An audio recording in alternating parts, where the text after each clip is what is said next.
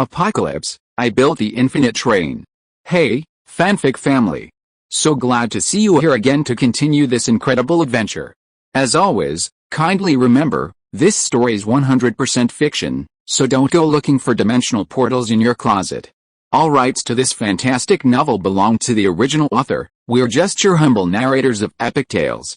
Are you enjoying the fanfic? Show it by subscribing to our YouTube channel and dropping us a like. And if you're impatient for more exclusive content, our Patreon is your happy place. Chapter 1, Infinite Train Plan. It was a gentle afternoon in Jiang City. A faint glare flickered on the balcony of a high-rise apartment building. A man looked up at the sun's position, then checked his watch before closing the sunshade on his telescope. Far below, beneath the clouds, the city lay dead silent. Above, a massive cloud stood immovable, like a mountain. Beep, beep, the watch chimed. It was 5 p.m., an hour and a half before dark.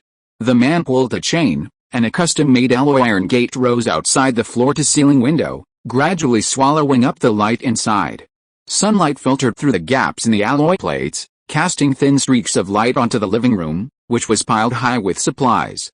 A strange buzzing sound echoed, and the man paused, listening intently. His expression suddenly changed. He grabbed his short knife, tucked it into his waistband, then carefully made his way out and climbed the stairs to the rooftop. A helicopter flew low in the distance, its rotors roaring, becoming deafening. Whoosh! The man pulled out a long hose from somewhere, tied with an orange rag, and swung it rapidly toward the helicopter. Inside the helicopter, the girl wearing headphones noticed the orange hue and silently traced the window with her fingers. When, the pilot in the front seat also noticed the orange hue on the roof and turned back to ask tentatively. Mr. Wen, a middle-aged man in a suit, glanced out the window and closed his eyes with an indifferent expression. What a fantasy. Who cares about the lives of these poor people? The pilot was silent. The middle-aged man noticed the girl's gaze and said aloud, What? Are you being too compassionate? Remember, they're not like us. If tomorrow were the end of the world, we'd be the last to die. Got it, Tisk. The girl looked out the window with a cold expression, scorning the middle-aged man's words. A helicopter roared past above the horizon. A man on a distant rooftop watched the scene, lowering his mast with a carefree gaze. Damn it! What a wonderful plane! What a shame! A few minutes later, the helicopter's alarm suddenly blared. Stall hazard! Stall hazard, what's going on? Sudden loss of lift. Maybe we've encountered an unknown cyclone. The young co-pilot's expression changed drastically, frantically trying to maintain flight attitude. The sudden situation sent everyone into a state of panic. We're in the air. In broad daylight, are we encountering something? The previously composed middle-aged man in the back seat shouted first. The captain checked the onboard radar but saw nothing unusual. Then, the light in the cockpit suddenly dimmed, as if shrouded in shadows. He sensed something and quickly looked up. His pupils shrank, and his face turned pale. Above him, a strange black shadow loomed in the vast cloud bank, obscuring the sky. The clouds rolled, and the wind suddenly picked up. The helicopter was caught in a massive suction force, rising uncontrollably. Warning! Warning! Oh no! Captain! What should we do? The confused co-pilot looked at the pilot in panic, only to discover he had been drawn in by something. He followed his gaze. The thinning clouds gradually dissipated, and as they climbed higher, the two men in the cockpit finally made out a dark figure within the clouds. It was a gigantic, mummified humanoid. Floating at a downward angle amidst the clouds, obscuring the sun, its torso, which barely visible above the clouds, measured at least 10 kilometers in length. The massive, motionless corpse resembled a floating continent, its entire body gray and black, its skin wrinkled like deep valleys. Its dark, hollow eyes were devoid of life, and it floated high above the city, exuding an eerie, oppressive air. At that moment, screams erupted from the out-of-control helicopter. The girl in the back seat paled, her pupils gradually engulfed by darkness. A hurricane tore at the helicopter's fuselage, the multi-ton industrial artifact resembling a speck of dust in the air. An invisible suction instantly engulfed it, swiftly fading into the clouds and vanishing. From a distant rooftop, Lin Xian watched the scene, his face darkening. A humming sound. Then, a mysterious light flashed across the skyline. Lin Xian reacted, spat, shit, and immediately set off back to his residence. He closed the window shutters, sprayed deodorant in the hallway, and shut the iron gate. He waited for night to fall. Beep, beep. At 6:45 p.m., a second mysterious light flickered beyond the window shutters. The sun set, and the entire city was engulfed in darkness. Within the city, shrouded in darkness, eerie whispers echoed in the alleys, and piercing roars echoed in the darkness. Terror was approaching, the uncanny was approaching. Inside the house, a record player played soft jazz. Lin Xian, wearing an apron, leisurely opened a can of beans in the kitchen. On the hot plate, tomato and beef brisket soup simmered with an enticing aroma. A stalk of cilantro, a gift from the rooftop botanical garden, lay on the cutting board. On a day like this, green always brings joy. He sprinkled the chopped cilantro into the pot, not even sparing the tiny scraps that had stained his knife. Outside the window lay the despairing, hollow night. The sound of footsteps echoed beneath the floorboards, and something eerie seemed to be breathing deep in the dark corridor. As if accustomed to it, Lin Xian calmly prepared dinner and ate quietly by candlelight. Sunrise has been extended to 12 o'clock. The next polar night should be less than 5 days away. On the table, Lin Xian ate while writing something in his diary.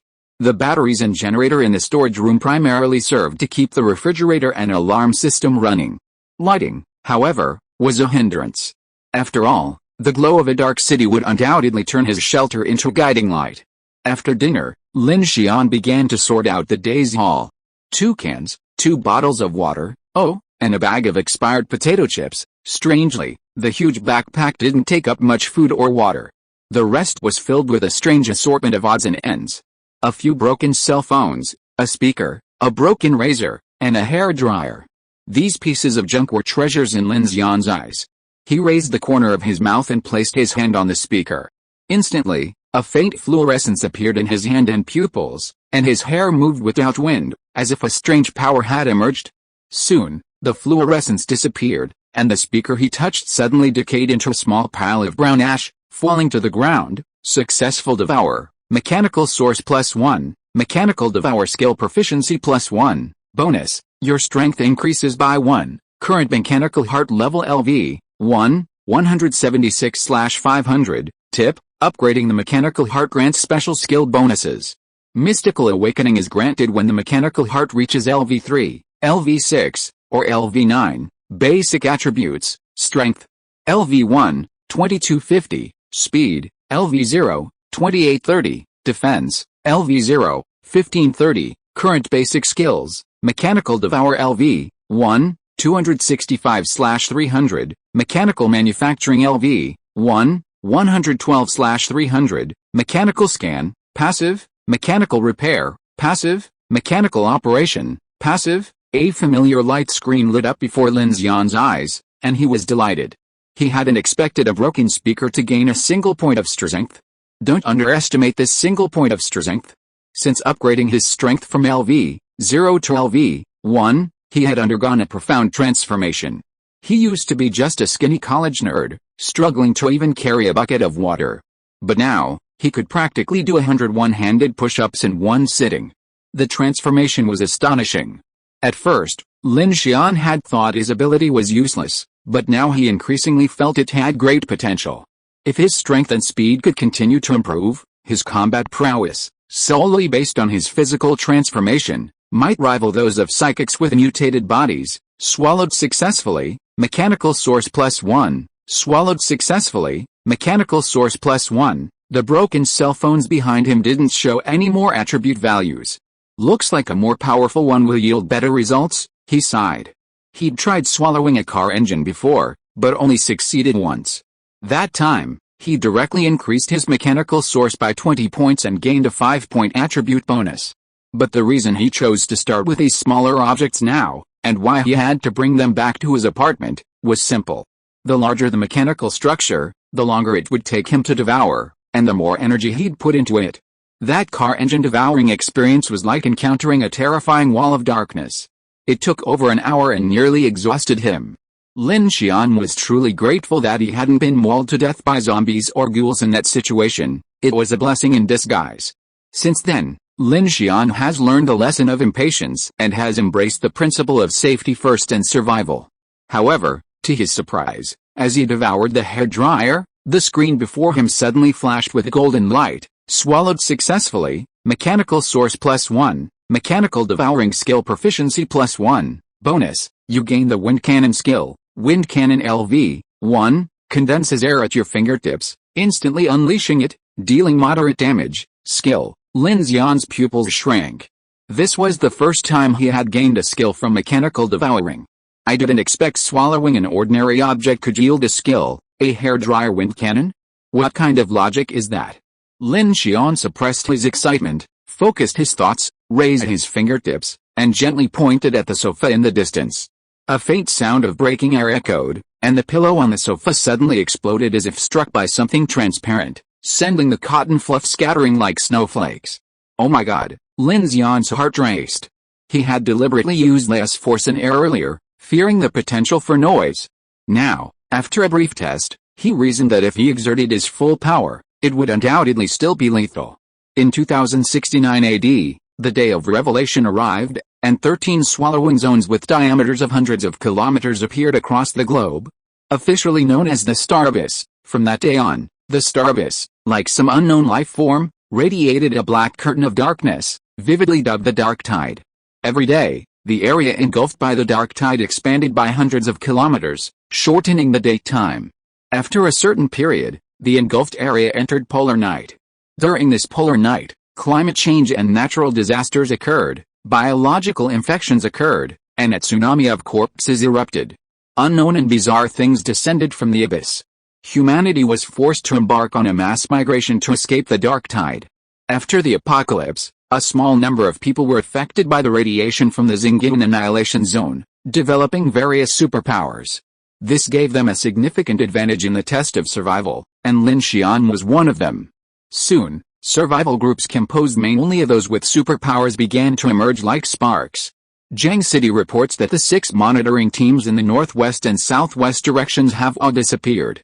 Notify all survivors to flee to the east. The Oasis fleet, founded by the supernatural Liu Wei, will depart at 1600 hours tomorrow from Walmart in Beicheng district. Only those aged 16 to 50 with good physical fitness are accepted.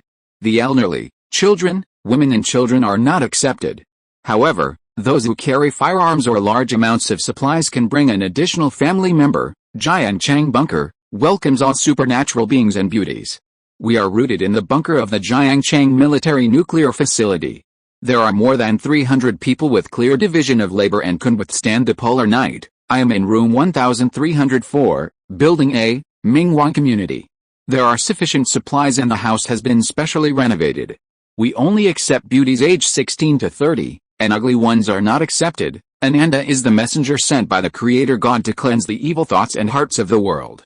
As long as you have a repentant heart, you can join our paradise religion to avoid disasters and sincerely offer water, food, and pure girls. The Savior God will not harm the innocent. If you seek salvation from suffering, you can contact 139. I'm Professor Wang from the Jiang City Research Institute. My calculations show that Jiang City will be engulfed by polar night again in 5 days. This time, there will be no sunrise. Ha ha ha ha ha ha ha ha ha, it's over. Physics is ridiculous. There's no escape. No one can escape. Ha ha ha ha ha ha ha. In the darkness, Lin Xian slowly adjusted the radio. More and more extreme content played. It seemed that after the first polar night, most of Jiang City's survivors had already fled. 21 days of polar night had already turned Jiang City, once a population of over 1 million, into a living hell.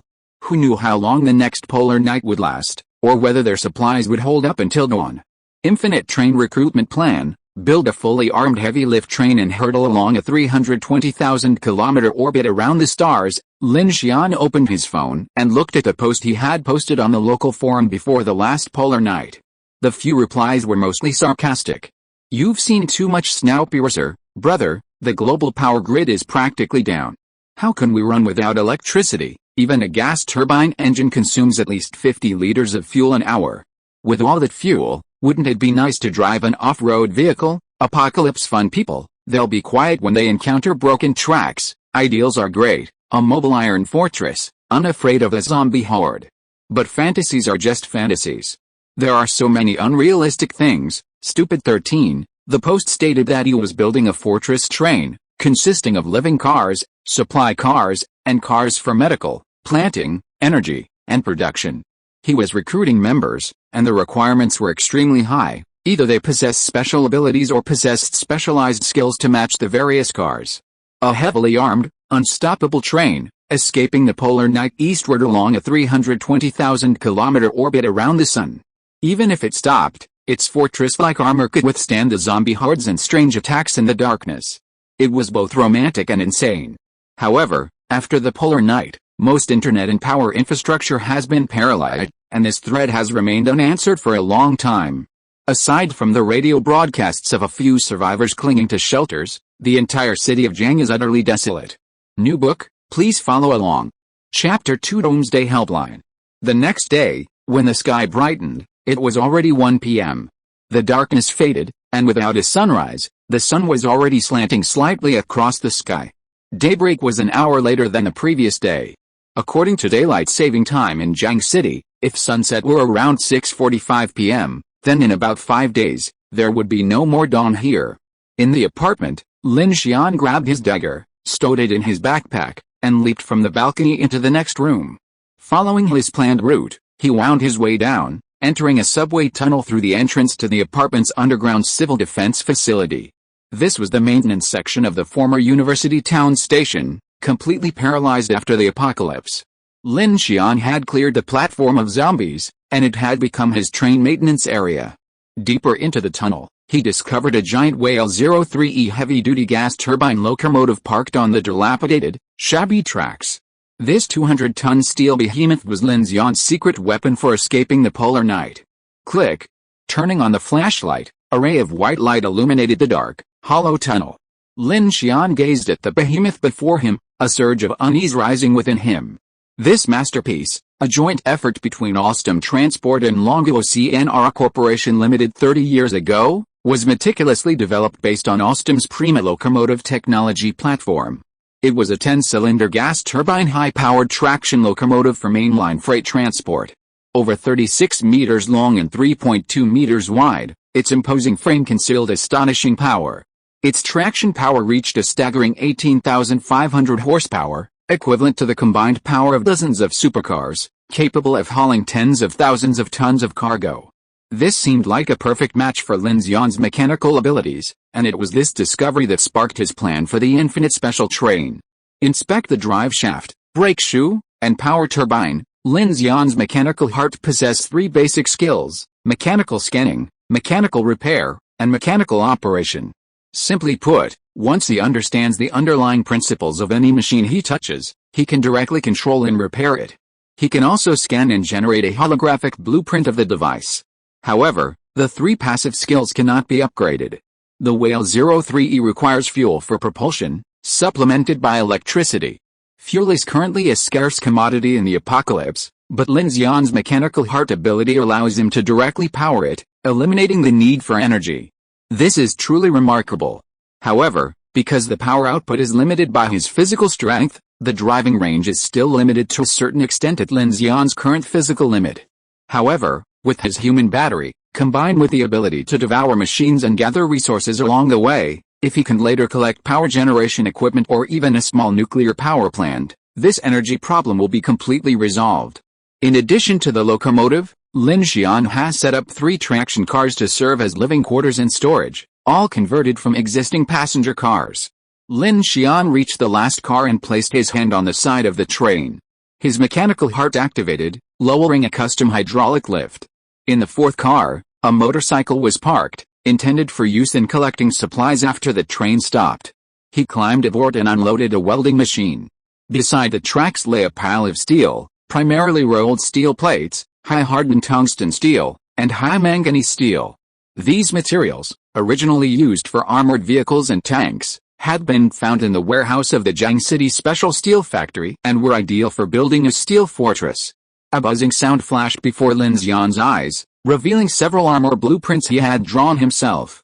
There were also some firearms blueprints, such as a Glock 23 0.40-inch pistol blueprint, which he had previously seized from a group of thugs and converted into a blueprint using his mechanical scan skill. The problem was 120 grams of high-alloy chromium molybdenum steel, 300 grams of basic steel, and 195 grams of plastic, Lin Xian's head ached at the sight. Compared to scanning standard equipment, Lin Xian's most convenient option at this moment was to use his mechanical skills and existing materials for DIY assembly. A glimmer of light flickered in Lin Xian's eyes, and the steel before him suddenly levitated. Then, under a powerful compressive force, it was rapidly rolled and combined into a single piece.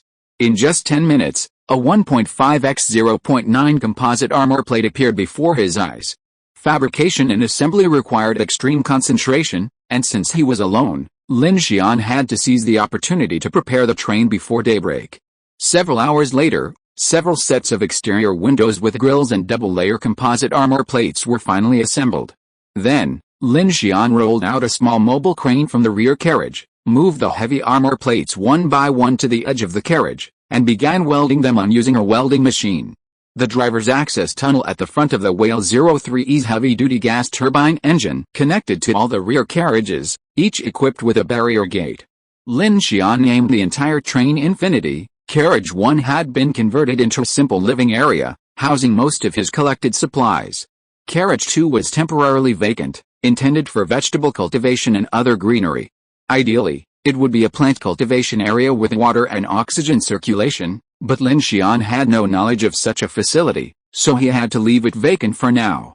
The final car, Carriage 3, housed various tools, a motorcycle, a crane, a welder, and would later be used to store materials. As he was furiously building his mobile fortress, his phone suddenly vibrated.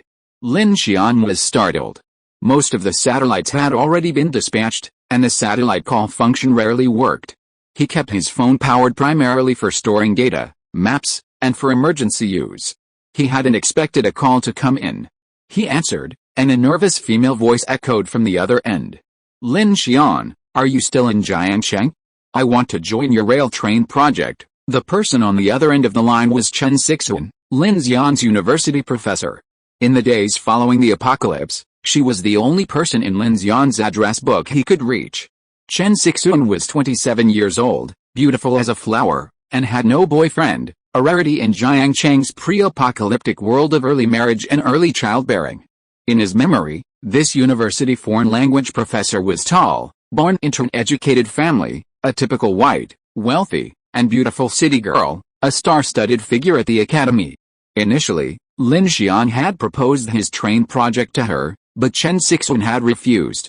Lin Xian hadn't revealed his special abilities to her, which she found unbelievable. Furthermore, Chen Sixuan still clung to the naive belief that a rescue team would arrive to save her. However, after Jiang City experienced its first polar night, countless people perished in despair. The eerie darkness devoured the survivors' last vestiges of sanity. Lin Xian witnessed the tragic consequences of the collapse of social order. In this environment, women, unless they possess special abilities, were worth less than a barrel of gasoline to the survival teams. He had assumed Chen Sixuan had fled with another group or died, but he was surprised to receive her call. If she hadn't escaped, how had she survived for so long? Inside an apartment, the door was locked and the curtains drawn. Chen Sixuan, dressed in home clothes, huddled nervously in the corner of the sofa, her hair disheveled, staring at her phone's last remaining battery. Her once plump lips were pale and trembling. For 2 months, she endured the darkest period of her life, with food scarce and long, dark nights. She was awakened every night by terrifying sounds in the darkness, her mind dazed and her figure emaciated. At first, she waited for the arrival of an official rescue team, and many of her former followers even delivered supplies to her doorstep. But when she learned that the entire world order had collapsed and polar night had arrived, Chen Sixuan realized her desperate situation. So, she began to seek help. But after polar night, the vast majority of Jiang City's population seemed to have vanished from the face of the earth, and those who remained had already begun to migrate and flee. Those teams willing to accept her simply asked her to send nude photos first to see if she was okay. It was then that she finally realized she was no longer the popular high school teacher, nor was she the Chen Sixuan courted by the city's young men. She was now a liability. In this apocalyptic world, even if she had some beauty, she had to offer herself to others to even consider her.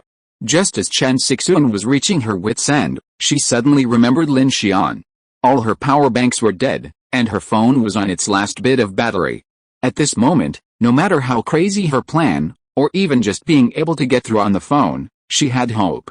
Teacher Chen, are you okay? Lin Xian's voice on the other end of the line sounded calm and steady, instantly relaxing Chen Sixuan's nerves. Student Lin, I'm still alive. Are you still in Jiang City? Chen Sixuan bit her finger tightly. After a long silence, Lin Xian's voice finally came from the other end of the line again. Yes, Chen Sixuan shuddered, and her tense heart was relieved with a long sigh. A hopeful look flickered in her eyes, and she quickly said into the phone, "Where are you? Can you come pick me up?" As soon as she finished speaking, she regretted it immediately. The words sounded ridiculous. She remembered that she had contacted a group preparing to escape east a few days ago, and she subconsciously said this when she called them. In return, the other party scolded her with an almost mocking tone, the implicit meaning being, "At this time, you still treat yourself like a princess?" She quickly changed her tone. No. I mean, where are you? Can I come over?" To save her life, she had no choice but to risk it. Otherwise, when her phone went off, she'd be left with only two choices. Continue to stay in the apartment and wait for death, or wander out and be torn into pieces by zombies. Teacher Chen, Lin Xian said from the other end of the line. Do you have any supplies? Or have you awakened a superpower? Hearing this, Chen Sixuan's heart sank. She glanced at the empty apartment, her lips trembling as she said, almost tearfully, No, if you want me. Chen Sixuan never imagined she'd one day beg for mercy from a student. But before she could finish, the person on the other end interrupted her. Sorry, Teacher Chen, my supplies are limited. If you want to join my plan, you must have a corresponding value. Sexual needs are nothing to me. Since no one believed in his train plan, he was going to build his own way out of the polar night. He wasn't doing this out of kindness. Lin Xian's voice was neither calm nor indifferent. While giving people a great sense of security, it also brought endless despair to Chen Sixuan. Okay then, good luck, Teacher Chen. Lin Xian looked indifferent, sighed inwardly, and prepared to hang up the phone. On the other end, Chen Sixuan's body went cold. Just as Lin Xian was about to hang up, she suddenly grabbed the phone like crazy and shouted, "Wait!" Her eyes widened, her chest heaving rapidly. The Circumstellar Orbit was built in 2039. Starting from Dragon Country, it covers 126 countries and 34 regions worldwide, spanning 9 continents and 4 oceans, including the 13 star abyss annihilation zones currently in existence. The total length of the orbit exceeds 320,000 kilometers. My father was a first-class maintenance engineer on the Circumstellar Orbit. I know the locations of all 1,266 stops and 625 spare sections of track used for maintenance. Also, I'm fluent in multiple languages and can act as your translator. I eat very little and can cook a little. As long as you take me away, I'll agree to anything you ask, she shouted the last part with all her might. A long silence fell on the other end of the line. Chen Sixuan's expression was tense and her body was trembling. Her fingernails scratched her thighs with excessive force, leaving bloody marks. Location. I'll pick you up. With just 6 words, Chen Sixuan felt a wave of dizziness. Coming to her senses, she hurriedly said, I'm at 901, Building 3, Yushu Garden, Jiangshao Road, beep. Before she could repeat the address a second time, her phone went black and shut down. She pressed the button again tentatively, but there was no response. Unsure if Lin Xian had actually heard her address, she bit her lower lip in anxiety. Ah! She screamed frantically and threw the phone against the wall, shattering it into pieces. He heard it. He must have heard it. At this moment, Chen Sixuan could only console herself. To alleviate her negative emotions, she immediately stood up and began searching through all the books on circumstellar orbits in her house. Meanwhile, Lin Xian looked at the hung-up call inside. Teacher Chen, whom he once admired and respected, was now begging him with a tone that was almost pleading, even offering him sexual favors. This horrific apocalypse truly turned even people into demons. Chen Sixuan's words truly touched him. The circumstellar orbit encircles the entire blue planet, fraught with uncertainty along the way. Having someone relatively familiar with the route is preferable to a cryptic map without navigational capabilities. Moreover, maps don't mark maintenance sections or special connections. Of course, there's also the fact that Chen Sixuan is someone Lin Xian knows well. In the apocalypse, people naturally form a sense of community, and familiarity is the easiest to trust. Putting away his phone, Lin Xian checked the time and immediately returned to his welding duties. Time was running out, The train preparation couldn't be delayed. Beep, beep 6 p.m., 45 minutes until dark. Lin Xian, sweating profusely, gazed at the tank-thick armored windows on both sides of the third carriage, a sense of accomplishment welling up in his heart. Next, there are generators, heating equipment, water purification equipment, refrigerators, and an intelligent monitoring system. Also, there are armed protection, automatic firepower, radar systems, and so on. By the way, the living area needs a big bed and a bathtub. It would be better to plan an entertainment area, a game area, and so on. There must be tens of thousands of movies, TV shows, and games. Lin Xian's eyes became brighter and brighter. At this moment, he felt more and more. In this doomsday, life is becoming more and more hopeful. New book collection and follow-up reading. Chapter 3: A strange and murderous appearance late at night. Returning to his residence, Lin Xian pulled out a bottle of disinfectant mixed with bleach from behind his door and carefully sprayed the entrance and hallway. Only then did he enter his room, close the security door, and secure the chain. Lin Xian's first move was to pull out his phone, open a map, and search for Chen Sixuan's location. The first rule of the apocalypse: be cautious in the dark. The second rule of the apocalypse: do not act rashly.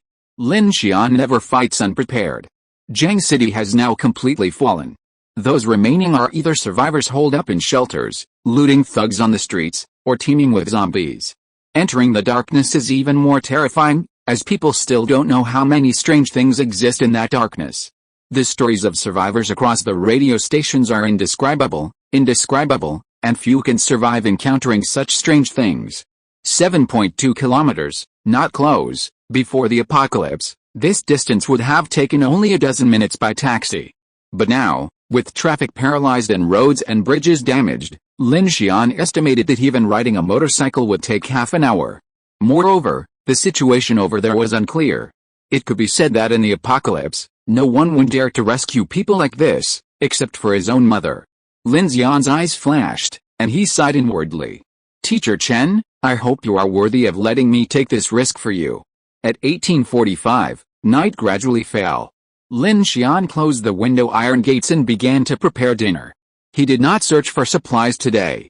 Those who fled Jiang City and the survivors had already searched the supermarkets and convenience stores countless times. Even a packet of ketchup was hard to find. Fortunately, he searched for things. In addition to food and drink, all kinds of mechanical items that other survivors never cared about were also one of his prey. 242. A subtle sound woke Lin Xian from his light sleep. He stood up and stared at the door in the dark. The sound seemed to come from outside the corridor. So he picked up the short knife for self-defense and walked behind the door calmly. This door had been reinforced several times with steel plates, making it much stronger than a typical security door. However, Lin Xian wasn't entirely sure of the creature's safety. High up in the building, his only escape route was the staircase in the hallway. Lin Xian leaned in close to the peephole and peered out. The corridor was pitch black, only the faint green glow of the emergency lights revealing the outlines of the walls and floor. He observed for a moment, seeing nothing, and turned to go back to sleep. But just as he took 2 steps, an eerie knock erupted from the iron door behind him. Dong! Dong! The 2 long, spaced knocks made Lin Xian's scalp tingle. Was someone there? Or had those creatures discovered his hiding place? With a solemn expression, he turned back to the door, hesitated for a moment, tightened his grip on the dagger, and then, holding his breath, peered through the peephole again. Hiss! The sight he saw made Lin Xian gasp. In the dim green-lit corridor, an old man in black shrouds appeared, motionless, standing before his door. His face was gaunt and pale, his eyes, a deathly gray black, on the verge of decay, giving off a terrifying vibe. Worst of all, the corpse-like eyes seemed to stare back at him through a cat's eye. Lin Xian stumbled with fear, reflexively taking 2 steps back. His face a look of profound shock. Isn't that Mr. Li from downstairs? But he's already dead. Lin Xian took a half step back, his face solemn. It was obvious that the figure resembling Mr. Li outside was no longer human. Was it a zombie? But why would a zombie knock on the door? Lin Xian's expression darkened. If this was a strange sight in the dark, then he was in trouble tonight. Uncle Li, why did you come back here to suffer so much when you could just lie in your coffin and enjoy your peace? Lin Xian cursed inwardly. Time ticked by, and Lin Xian was no longer sleepy. He stood behind the door, leaning against the wall, dagger in hand. The knocking on the door hadn't returned. But something even stranger was coming. From the wall Lin Xian was leaning against, a subtle sound of fingernail scratching could be heard. It wasn't loud, but it was terrifying, as if something was scratching at him, just across the wall from him. Fuck, he took a sudden step back, staring at the wall before him. Could it be trying to get in? Lin Xian was stunned. The thing outside seemed to sense his presence, only a wall separating him. Lin Xian's best option was to hold his breath and remain silent. As long as the door to this room remained intact, he was safe for the time being. But he had also prepared an escape route in advance. He had already moved most of his supplies aboard the Infinity. Only a few days' worth of food and water, along with a generator and batteries, remained in the room. Time ticked by, and the eerie scratching sound, like a demon within, continued to echo in Lin Xian's ears. After a while, the sound finally faded. With a sigh of relief, Lin Xian stood up and looked through the cat's eye again. This time, however, the sight before him sent chills down his spine. In the outer hallway, a girl suddenly appeared, lying on the ground, covered in blood. She struggled to her feet, reaching toward the door and weakly calling out, "Help me, help me." Lin Xian's eyes narrowed. The girl looked no more than 15 or 16, and her attire was completely out of place in this apocalyptic world. She wore short shorts, a low-slung tube top, a bright baseball jacket, and wireless headphones around her neck. She looked youthful and fashionable. If it weren't for the bloodstain on her face, Lin Xian might have thought it wasn't the apocalypse, but rather the girl next door visiting late at night. Lin Xian remained silent behind the door in response to the girl's plea for help. He had just seen a dead body eerily standing outside, and now it had suddenly transformed into a little girl, something that struck anyone as incredibly strange. These things in the dark were unpredictable, and since he had no relationship with the girl, wouldn't opening the door now be a dangerous move? The clock slowly approached 5 a.m., with at least 9 hours left until dawn. Through his cat's eye, Lin Xian saw the girl, now pale and unconscious, slumped to the ground. Damn it, is it a monster? Is it setting a trap to trick me into opening the door? Lin Xian's face was filled with a headache. This situation was far more bizarre than a zombie. Curious, Lin Xian looked again. This time, he was shocked to see Uncle Li suddenly standing next to the little girl, his head lowered, as if sniffing. Then, Uncle Li stiffly shifted his steps, standing in front of the little girl, and slowly bent down. Lin Xian's pupils shrank as he saw a strange insect. Resembling a black centipede, covered in slender legs, clinging to Uncle Li's body. It was so big it almost took up his entire back. What the hell was that? Lin Xian gasped. The strange insect's legs slowly scratched, lifting Uncle Li's hands and pouncing at the little girl. New book, please follow and read. Chapter 4 Mysterious Girl. Ugh, a chilling howl echoed. Lin Xian's expression froze at the sight. The girl was still young, and even though he had witnessed countless human tragedies, he still felt a pang of pity. Just as Lin Xian thought the girl was about to be devoured by the corpse worm, an invisible shockwave suddenly rippled through her body, creating a resounding roar. Before Lin Xian could react, the door in front of him was blown away, along with him. Boom. In an instant, all the glass in the room shattered, and the furniture shattered. Terrified, Lin Xian was flung out by the shockwave, slamming hard into the iron gate of the living room window, his eardrums ringing. Fortunately, his physical attributes were enhanced, otherwise he would have fainted on the spot. The sudden change shook the entire apartment. In an instant, countless howls erupted, filling the hallway. It's over, Lin Xian climbed to his feet, his mind racing. Meanwhile, Uncle Li, possessed by the strange insect, had burst into the living room. He flicked on his flashlight, only to see Uncle Li scramble up from the ground, leaping straight up with a strange cry, charging towards him with a strong, stench-filled odor. Lin Xian gasped, his blood boiling. He immediately stepped back, raised his hand, and unleashed a powerful wind cannon. Chi. In his shock and rage, he channeled almost all his strength into a swift, explosive blast of wind. Ugh! Instantly, black blood splattered everywhere. The monster corpse was struck head-on by the wind blast, half its face blown open, tumbling to the side, its body parts scattered to the ground. Shocked, Lin Xian didn't hesitate. He grabbed his dagger and charged, piercing the black insect with a single blow. Puff! Squeak! The black insect let out a strange cry, its dense swarm of legs moving wildly. Lin Xian gripped his dagger tightly, fearing no chance of escape. Unexpectedly, the black insect, unable to break free, twisted its body and severed itself from the blade, then swiftly disappeared into the shadows. Damn it, is this thing so clever? Lin Xian cursed inwardly. The huge commotion attracted countless zombies. He hadn't expected his shelter to be destroyed in an instant. He immediately grabbed his backpack, shoving some supplies into it, and then his eyes fell on the corridor. The girl lay motionless on the ground. She had caused such a commotion, and yet she was still unconscious? Lin Xian's CPU was racing. Sure enough, this girl must be some kind of superpower, but he had no idea why she had come to him. In desperation, he gritted his teeth, thinking of rescuing her first. He picked up the girl and ran downstairs through the fire escape. With his shelter destroyed, he was forced to rush into the underground tunnel. Countless zombies poured into the stairwell from all directions, chasing the surging Lin Xian. Puff. Puff. Along the way, Lin Xian used his wind cannon ability to dispatch several zombies. Finally, he reached the infinity. He pressed himself against the train's hull, and the mechanical heart activated, opening the driver's hatch. Lin Xian pushed the girl inside before climbing in himself. Bang! The heavy hatch closed, the hallway lights came on, and Lin Xian leaned against the steel wall, finally breathing a sigh of relief. Ugh! Ugh! The zombies surged forward, encircling the train in mere minutes, their claws clawing at it, a creaking sound. But the zombies clearly didn't realize that the steel giant before them not only weighed hundreds of tons, but was also at least 40 millimeters thick at its thinnest point. Ordinary bullets would barely scratch it, not even denting it. How could their rotting flesh claws possibly inflict any damage? Lin Xian wiped his sweat. He went to car number 1 and opened the side sunshade.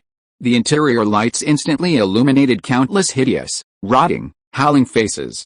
With a click, he closed the sunshade again.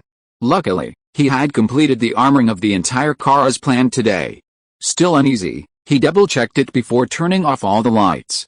Meanwhile, he went to the cockpit and found a black remote control. At the other end of the tunnel, he had set up a large, remote-controlled loudspeaker, a decoy to activate the car in case of a zombie horde. Beep. A loud noise echoed in the distance, instantly attracting all the zombies in a mindless rush. After a while, the scratching sounds outside the train gradually died down. Lin Xian, inside the train, breathed a sigh of relief. He turned on his phone's flashlight and began to examine the girl's injuries. To his surprise, the girl had no external injuries. The bloodstains on her body didn't seem to be her own. There was something strange about her. Lin Xian looked at the sleeping little girl, feeling a pang of frustration. Her appearance had completely disrupted his plans.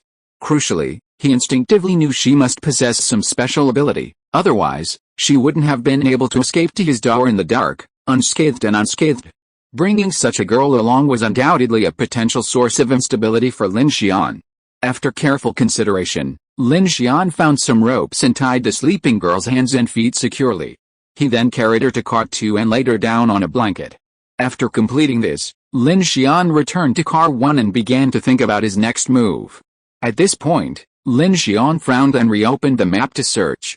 If I just start the train tomorrow and follow line 3 to find Teacher Chen, wouldn't that be closer? It was a bold idea. If it worked, he could save himself a significant amount of danger and also test the train's functionality. Sure enough, searching the map revealed that Chen Sixuan's neighborhood was less than 300 meters from the nearest subway entrance. Harry chuckled. Such a great location, Mr. Chen, you bought the right house. It was a sleepless night, Lin Xian's first time spending the night aboard the Infinity. Although the sturdy fortress he'd built himself gave him a sense of security, the unexpected events of the night still left him feeling uneasy. This was his first encounter with something strange in the dark. Although it was just a strange insect, it was incredibly disgusting and clearly far more intelligent than a zombie. Add to that the fact that a mysterious girl was lying in his car, and how could he possibly sleep peacefully? At 2 p.m., dawn arrived an hour later. Lin Xian was in the tunnel, unable to see any light, but his watch told him it should be daybreak outside. He climbed into the driver's seat of the Infinity, a mysterious light flashing in his eyes, his entire being connected to the aura of this behemoth. The turbo roared, the crankshaft and connecting rods creaked with metallic creaks, and the horizon gate opened with a click. The orange lights instantly illuminated the dark subway tunnel like daylight.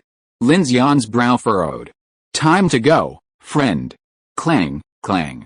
The steel behemoth, sealed for decades, was reawakened. Dust and iron filings slid down as the Infinity, dragging 3 armored carriages, slowly merged from the maintenance lane onto the main subway line, devouring the black fog ahead as it roared away. New book recommendations, please read. Chapter 5 Former Colleagues. That's the feeling, Lin Xian cried out inwardly, feeling the train's roaring power.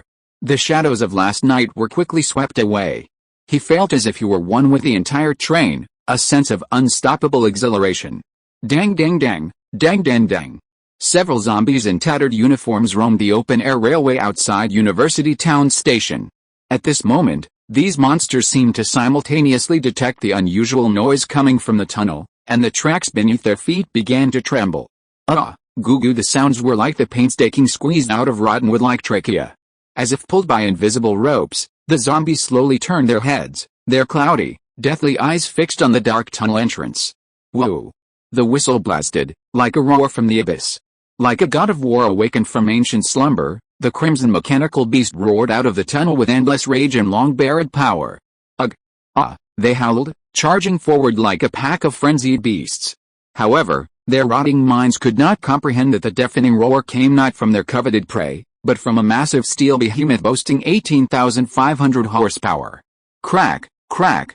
The accelerating Infinity crushed through like a whirlwind, instantly sending a hail of blood and flesh flying, sending countless limbs flying.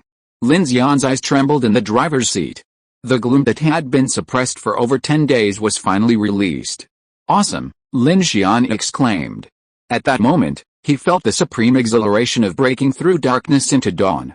This marked the successful first step of his plan. Clang, clang. Filled with excitement, the heavy motorcycle raced along the tracks. Lin Xian surveyed the ruined city, searching for useful information.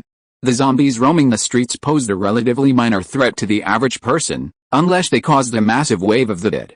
Of course, animal-type zombies, like dogs and wolves, are often far more troublesome than ordinary humanoid zombies. Beep. Chen Sixuan's phone was disconnected. Unable to reach her, Lin Xian put away his phone and prepared to go pick her up. He wasn't one to hesitate. Having already made a plan, he wouldn't hesitate. Unless Chen Sixuan was dead, he wouldn't change it. The subway tracks were much smoother than he'd expected, perhaps because they were generally closed, and no one was foolish enough to drive onto the railway, so there weren't many obstacles along the way. The nearest subway station to Yeshu Garden was Tai West, once a crowded subway hub. As the train entered the underground tunnel, Lin Xian slowed down.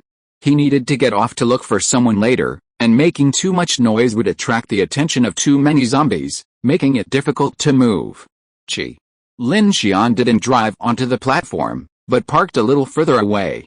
At this moment, he first arrived at carriage 2 and was surprised to find the girl still fast asleep. Who could sleep that long? Hey, Lin Xian patted her cheek, but there was no response. So he simply reached out and pinched it. The girl's face was tender and supple. Though stained with blood, her delicate features remained unobscured. She was a living beauty. He wondered which wealthy family she belonged to. Well, let her sleep. Lin Xian thought for a moment, and just to be safe, he sealed the gates of carriages 3 and 1.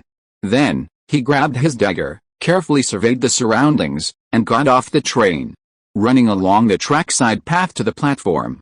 Yeshu Garden, Building 3, number 901.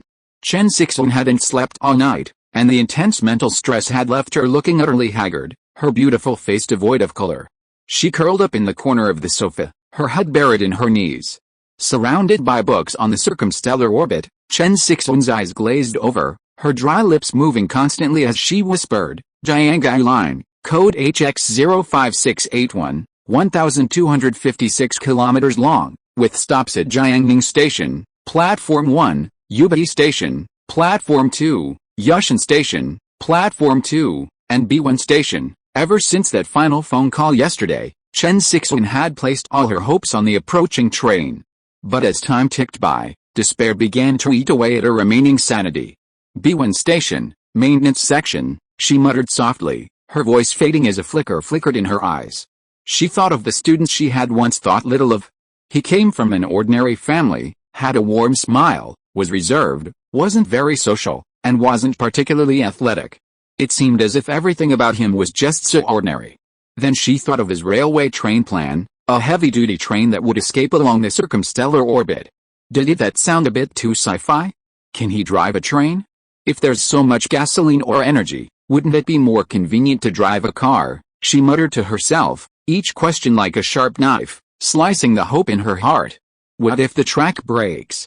Will he, a student, be able to fix it, or will she, a foreign language teacher, be able to fix it? Questions that she didn't dare to think about popped up one after another, gradually swallowing her up, making her feel that the little hope she had left seemed incredibly ridiculous. Bean-sized tears lingered in her eyes, dripping, dripping. But Chen Sixuan didn't dare to accept her fate. She clenched her teeth tightly, trying not to let her tears burst out, muttering to herself. He promised he would come. B1 station, 1 main line, 2 arrival and departure lines. Chen Sixuan's mumbling echoed again in the empty living room. Knock, knock, knock. A knock on the door was like a stone breaking the calm surface of a lake, instantly rippling a wave, and it was deafening in this empty room. Chen Sixuan looked up, her eyes filled with surprise. Is he here? She immediately ran barefoot from the sofa to the front door, but she didn't dare look through the peephole, so she called out in panic. Who's who? But the voice that answered her was a middle-aged man's. Teacher Chen, it's me, Liang Wei. I've been calling you for 2 days and you haven't answered. I'm a little worried, so I came to ask. Chen Sixuan's heart instantly sank. Director Liang was a former colleague of hers. He was extremely hypocritical. Back in school, his eyes had often searched Chen Sixuan's body with dishonest intent. She also heard that Liang Wei had sexually assaulted several female students. He was a true beast in human form. Perhaps due to some backing, such a man had managed to rise to the position of office director at the university. Chen Sixuan despised him and rarely interacted with him. But Director Liang happened to live in the same complex and apartment building as her. Since the apocalypse, Liang Wei had been calling her regularly. Initially, he was serious, explaining that they needed to stick together in times of crisis and that he had plenty of supplies. So she could ask him for more. But gradually, his true colors began to show. Especially after learning that Chen Sixuan was running low on supplies, he eagerly sent her a message, asking her to move in. Hearing Director Liang's voice, Chen Sixuan, uncertain whether from dashed hopes or inner irritation, felt a wave of dry heaves, then replied coldly, I'm fine. Boom, boom. The knocks on the door intensified. Are you okay? Didn't you tell me we were running low on food? Seeing Chen Sixuan hesitate to open the door, Liang Wei leaned over the peephole to peer inside. Chen Sixuan frowned as he approached, taking a few steps back. Unexpectedly, Liang Wei's eyes lit up when he saw the figure inside, and he quickly called out, Teacher Chen, are you hungry? I have plenty of bread, biscuits, canned beef, and mineral water. If you want some, I'll bring them down for you right now. The names of bread, biscuits, canned beef, and mineral water sounded like a temptation that overwhelmed Chen Sixuan's mind. She had been hungry for 2 days. But she also knew that regardless of whether Director Liang was telling the truth, if she opened the door, she would become this disgusting scum's doomsday toy.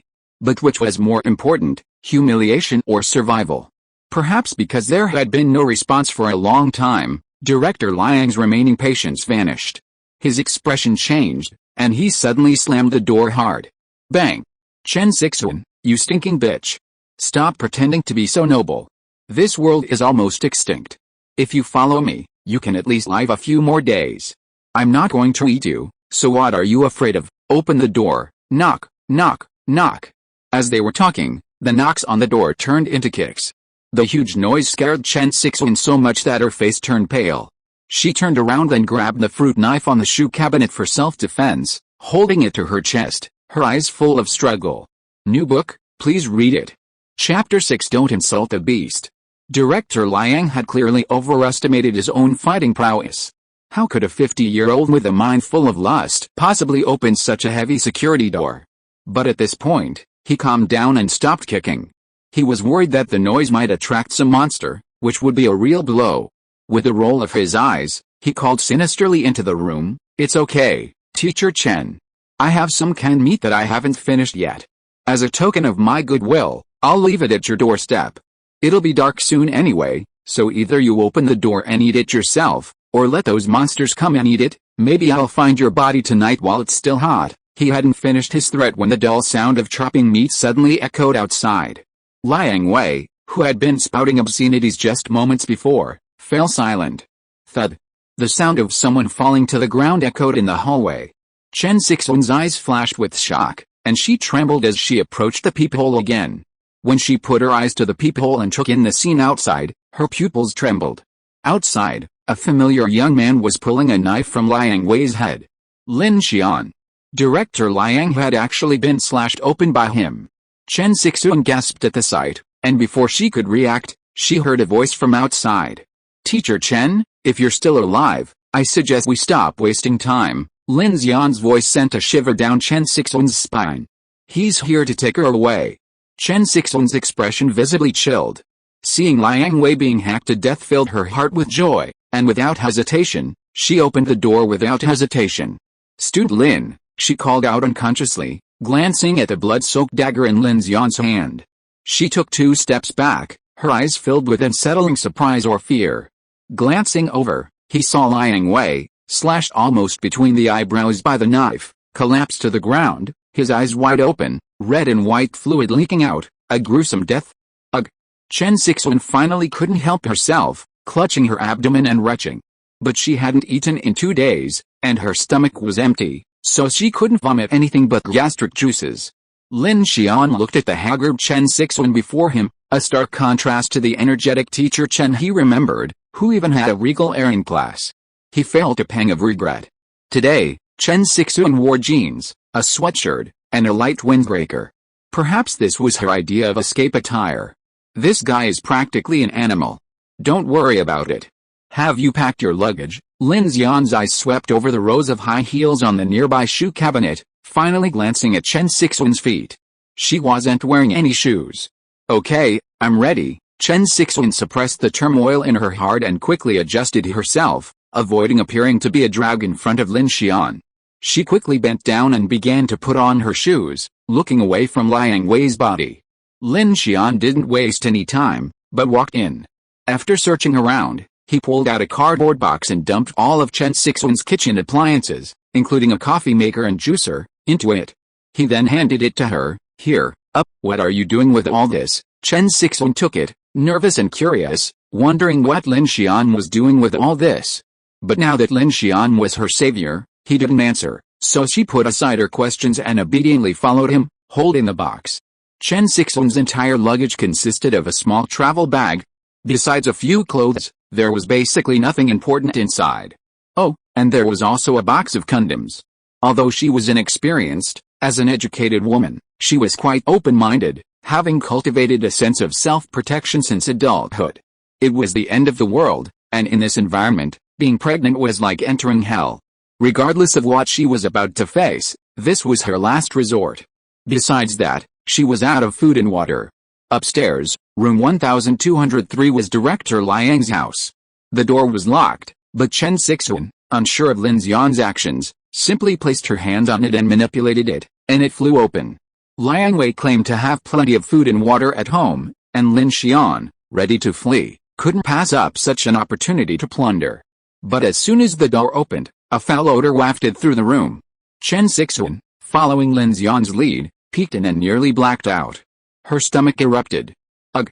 Not only was she, but even Lin Xian's face paled, his brow furrowed. Liang Wei's house was devoid of food or water, it was stained with blood. In the kitchen lay a half-butchered corpse. At first glance, it looked like a middle-aged woman. It wasn't hard to guess that this unfortunate woman was the house's former owner, Director Liang's wife. "I apologize to the beast. Calling it a beast is the greatest insult to it." Lin Xian's eyes darkened. "Let's go. Follow me closely and try not to make any noise." Realizing there was nothing useful left to search, he decisively turned and left. "Okay." Chen Sixuan's face was ashen, completely terrified. "There are a lot of dead bodies outside. Don't scream, okay? At all times, watch your step and don't fall, okay?" Having witnessed such a tragic scene, Chen Sixuan acted like a well-behaved student, listening intently to everything Lin Xian said. Her womanly instinct told her that following Lin Xian was the right choice. With a chuckle, Lin Xian smashed several zombies' heads as he walked down the platform path, leading Chen Sixuan. Chen Sixuan's face was pale, and she fought to suppress the churning in her stomach as she followed. She hadn't imagined the world outside had become so horrific, a living hell. The scene at Director Liang's house would surely haunt her forever. In the dark tunnel, only the sound of their breathing could be heard as they hurried on. Soon, the dim track lights cast a shadowy shadow of the massive train. Chen Sixuan's mouth dropped open in surprise. As Lin Xian approached, the heavy train suddenly started to move, its headlights blazing, immersing Chen Sixuan in the light. "Don't just stand there, get on board, okay?" Lin Xian took the small appliance from her hand, then grabbed Chen Sixuan's hand and pulled her aboard. They entered the cab and closed the heavy iron door. The light inside was bright, and instantly, enveloped by the steel walls, a sense of security washed over Chen Sixuan. "Lin, can you really drive a train? Did I push this thing over here?" Lin Xian smiled faintly, his expression relaxing a bit as he closed the door. He placed his hand on the floor, activated his mechanical heart to turn off the train's headlights, and then led her to car number 1. He found a bag of bread and a bottle of water from the supplies and handed them to Chen Sixuan. "You look like you've been hungry for days. Eat." Chen Sixuan took it with a look of excitement. Her eyes reddened, silent tears streaming down her face. She bit her lower lip, fighting back the edge of collapse, and tremblingly said, "Thank you." She was truly starving. Without even putting down her backpack, she tore open the bread wrapper and, tearing, devoured it with big mouthfuls. Lin Xian sat across from her, recuperating while observing Chen Sixuan. The feeling of seeing someone familiar was deeply comforting to Lin Xian. In this apocalyptic world where life and death are determined, no one can resist the devouring fear of death and loneliness, not even him. Humans are social animals, especially with the internet connected. The feeling was simply unbearable. Activating the infinity, including using the wind cannon skill, consumed his energy immensely. It's hard to describe, but simply using this kind of power takes a toll on the body. Chen Xian's eyes flashed. "Forget it, I'll just call you Teacher Chen." Looking at Chen Sixuan, who was eating bread with big mouthfuls, Lin Xian began to make 3 rules with her. "First of all, let me tell you that I am a person with superpowers. No one can drive this train except me. If I die, you will die too. So since I brought you on board, it means that from today on, we are allies and teammates. You must trust me unconditionally and listen to my arrangements, otherwise your end will definitely be miserable." Chen Sixuan swallowed a mouthful of bread, looked at Lin Xian with red eyes, and nodded firmly, "I understand. From today on, I will listen to you." Lin Xian nodded. "As for what superpowers I have, you don't need to know. This train is our fortress. It is very strong, but it may not be able to withstand those monsters. Of course, there will definitely be bad guys who covet our supplies. When we are desperate, human hearts are sometimes more terrifying than the devil, so many times, I will need you to work with me to solve problems and search for supplies. I will also need you to point out the route and guard the gate." Yeah, perhaps because of eating, Chen Sixuan gradually regained some strength. "Also, Teacher Chen," Lin Xian slowly stood up and looked at her seriously. "You'd better be mentally prepared. I will definitely sleep with you." Chen Sixuan's body trembled noticeably when she heard this, and she couldn't help but clench the bread in her hand. She sat on the ground, her messy long hair blocking her somewhat panicked eyes. Lin Xian, her former student, now said such naked words to her, which still shocked her heart. She lowered her head and hummed softly as a response. Then she continued to eat the bread, her heart pounding. "New book, please read it. Chapter 7 I'm not a kidnapper." Clang, clang. After the polar night, this kind of sound of locomotive tracks was heard in Jiang City for the first time. The movement of this behemoth naturally piqued the curiosity of some survivors along the railway line who had been planning to stay home. Some glances were drawn in, all staring in amazement at the massive locomotive in motion. Chen Sixuan wolfed down her bread and drank half a bottle of water before finally recovering from the chilling near-death experience. She was silent for a moment, feeling the train's slow progress, a sense of melancholy as if she had survived a catastrophe. Coming to her senses, Chen Sixuan surveyed the steel carriage that had given her such a sense of security. The windows were welded shut with thick steel plates, leaving only tiny grating holes that revealed the receding scene outside. The seats in the original passenger carriage had been removed and converted into a living area, with mats and a tent on the floor. Most of the space was left vacant for supplies, and there was also a bathroom that had once been part of the passenger carriage. While a bit cramped and cluttered, it offered a sense of well-equipped comfort and security. Chen Sixuan glanced back and saw that carriage number 2 was completely empty, save for some unknown supplies in waterproof bags. Suddenly, her mouth dropped open in shock. She saw a girl, bound and shackled, lying in the corner of carriage number 2, her eyes closed, her life or death uncertain. Terrified, Chen Sixuan quickly covered her mouth. Unsure of what was happening, she wondered if Lin Xian had kidnapped her. But she couldn't understand why kidnapping a little girl in such circumstances was worth it. Could it be that Chen Sixuan's thoughts were wandering, unaware that Lin Xian had already entered the carriage? Teacher Chen? Chen Sixuan, dazed, was startled by the voice. She turned in panic, only to see Lin Xian calmly ask, "Are you feeling better?" "Who is she?" Chen Sixuan, perplexed, tentatively asked. Lin Xian looked towards carriage number 2. "I don't know who she is. She suddenly appeared outside my house and asked me to save her. She's been unconscious ever since. For safety reasons, I had no choice but to tie her hands and feet." Chen Sixuan breathed a sigh of relief when she heard this, and couldn't help but laugh at herself.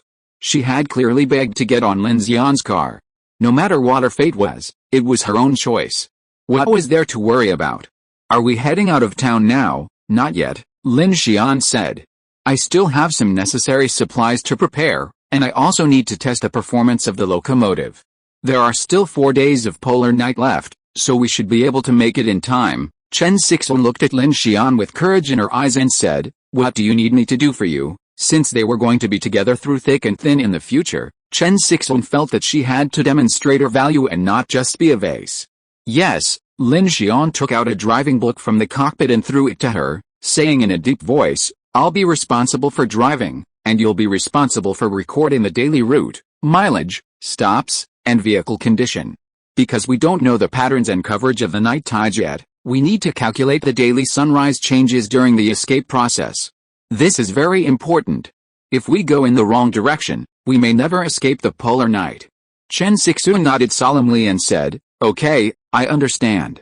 I can do this." Also, Lin Xian glanced at the carriage. "It's just the 2 of us for now, so I need you to help me count and manage the supplies, and by the way, help me keep an eye on the girl." Chen Sixuan turned around and looked at the sleeping girl, and said with some surprise, "Don't you need me to get off the car with you to find supplies?" The implication was that you were so confident in leaving me alone in the car?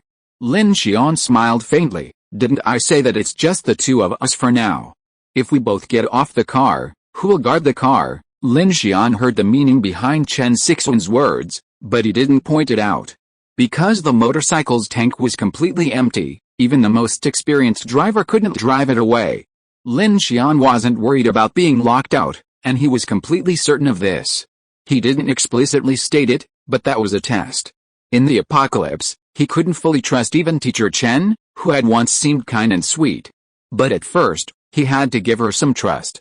"I understand." Chen Sixuan hadn't expected Lin Xian to be so confident in her. She felt strangely touched, suddenly feeling a sense of male breadwinner and female homemaker. The thought that she was also a student gave her a sudden surge of affection. Clang, clang. The Infinity train traveled at a remarkably low speed on Jiang City's urban light rail. Lin Xian, following the map, prepared to proceed along line 3, keeping a close eye on the road, swallowed successfully. Mechanical source +1, mechanical swallowing skill proficiency +1, additional reward, your defense increases by 1, current mechanical heart level LV, 1, 177/500, tip, upgrading the mechanical heart can obtain special skill rewards.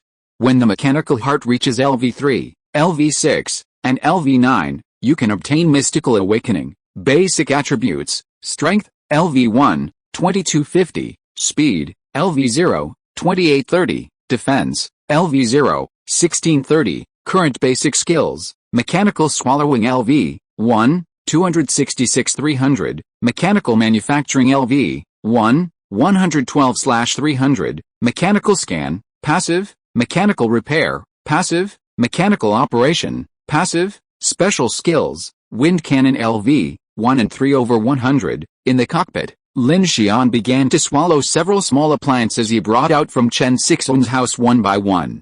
He was about to embark on a journey, and he must stay focused all the time and seize every opportunity to improve his strength. Swallowed successfully, mechanical source point +1, mechanical swallowing skill proficiency +1, swallowed successfully, mechanical source point +2, mechanical swallowing skill proficiency +1, current mechanical heart level LV, 1, 18500, mechanical swallowing LV, 1, 268/300, it's still too slow, Lin Xian thought, watching the pink bear blender in his hand turn into a pile of ash. If he had enough time, he could devour a car or even a train, perhaps gaining dozens or even hundreds of mechanical source points at once. And with his previous experience with a hairdryer, he began to wonder if he might gain other special skills from devouring. This was truly incredible. His mechanical heart system could not only operate machinery and drive trains, but also directly create machinery, equivalent to creative mode. In a post-apocalyptic world where all human industrial systems have collapsed, this was simply invincible. Most importantly, this skill could also help him improve his stats and gain other skills. Compared to those supernatural powers, it seemed far more versatile. New book, please read. If you are listening to this novel on a channel other than Fanfic World, it means it was downloaded and re-uploaded without effort. We warmly invite you to visit our channel, Fanfic World. There you will find the original version of this story and many other novels of various genres. We look forward to seeing you dive into a world of incredible novels. Chapter 8 Furniture Mall Shopping. According to Lin Xian's plan, the most fundamental issue for achieving a truly long-term survival cycle for the train was energy. His ability largely solved this problem. The only drawback was that it required physical effort and concentration, making it difficult for him to focus on other complex tasks. Secondly, he needed to ensure survival, defense and food. However, Lin Xian knew that none of this could be achieved overnight. Just building Carriage 1 and its exterior armor had taken him months of effort. Expecting it to be accomplished immediately was pure fantasy. Furthermore, he was alone, and Chen Sixuan could offer little help in this regard. I still have to find a few teammates when I have the chance. First, I'll set up an engine room to help me maintain the mechanical condition of the whole vehicle and drive. I also need someone who can do some planting, for example, a botanist, a hydroponic expert, etc., so that we can eat some fresh vegetables and fruits, and provide water, oxygen purification and so on. By the way, speaking of food, we also need a chef. Doctors are also indispensable in case of any major or minor illnesses. They can't all be professionals. We also need some good fighters, preferably people with superpowers. Well, there must also be a sentinel group. The more Lin Xian thought about it, the more outrageous it became. He quickly breathed a sigh of relief and focused on driving the train. AOS Furniture City. Lin Xian's expression froze as he spotted a massive building in the distance. This place usually sells all kinds of furniture and furnishings. It's sparsely populated, so there probably aren't many supplies here. But I could definitely find some warm weather items, like bedding. Lin Xian wasn't thinking about anything romantic. Instead, he was thinking about the widespread drop in temperatures experienced by affected areas around the world since the apocalypse day. Jiang City, though it was clearly August, saw daytime temperatures only 12 or 13 degrees Celsius, and nighttime dips to just a few degrees. And the temperature was dropping daily. He suspected that the dark tide caused by the star abyss, obscuring the sky, would have a significant impact on the climate, potentially ushering in a period of freezing temperatures. At such times, preparing for the cold would be a wise decision. Squeak. Lin Xian parked the train on the open-air tracks, which were surrounded by a high wire fence. The road was flanked by city avenues. There were many abandoned vehicles on the road, but since the area was sparsely populated, even zombies were few and far between, making it seem rather quiet. Because the terrain was flat, neither in a tunnel nor on an elevated highway, it was convenient for him to carry his belongings to the train. Plus, there was a nearby barbed wire fence, so Lin Xian felt relatively safe parking there. Teacher Chen, wait for me on the train while I check inside. Lin Xian shouldered his backpack, grabbed his dagger, and said to Chen Sixuan, also, don't open the door to anyone except me. I understand. Chen Sixuan looked a little nervous. If you have a lot of stuff, wouldn't it be better if I came with you? Not for now, Lin Xian said. It looks like this place has been ransacked. There's no guarantee there's anything useful. I'll go check it out first. If there's, you can come down and move it. He handed Chen Sixuan a walkie-talkie. "Let's use this to stay in touch? Cell phone signal might not be enough." "Okay," Chen Sixuan replied, holding the walkie-talkie. Lin Xian opened the hatch and jumped off the train. He looked around, then climbed over the barbed wire fence and slid down to the adjacent green belt, then crossed the street.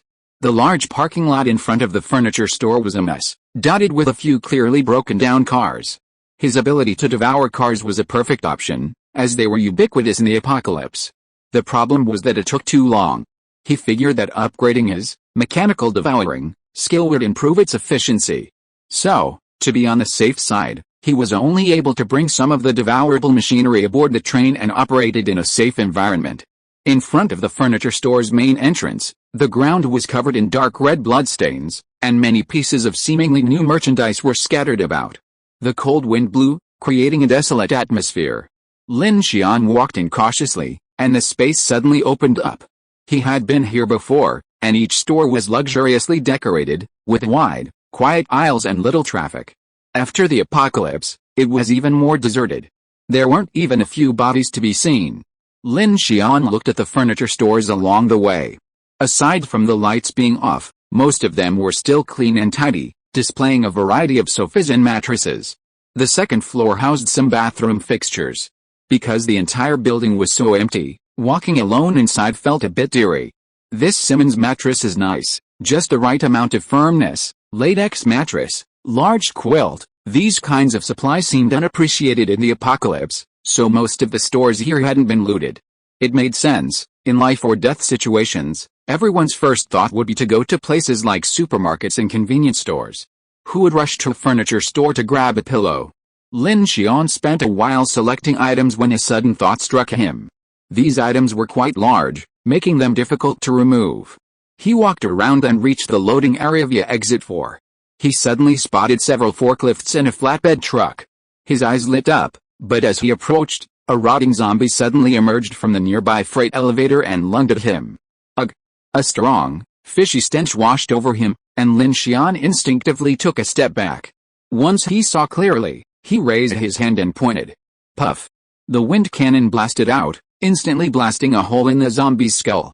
With a thud, the zombie missed its target and fell flat on its face, twisting twice before becoming motionless.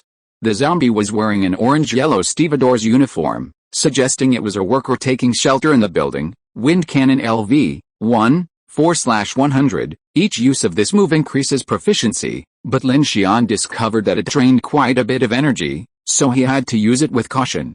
With this in mind, he drew his short knife from his back. As a psychic, he wasn't overly worried about facing ordinary zombies. As long as he didn't alert a zombie horde or other monsters, it wouldn't be a problem. The flatbed truck doors were open, its fuel cap open.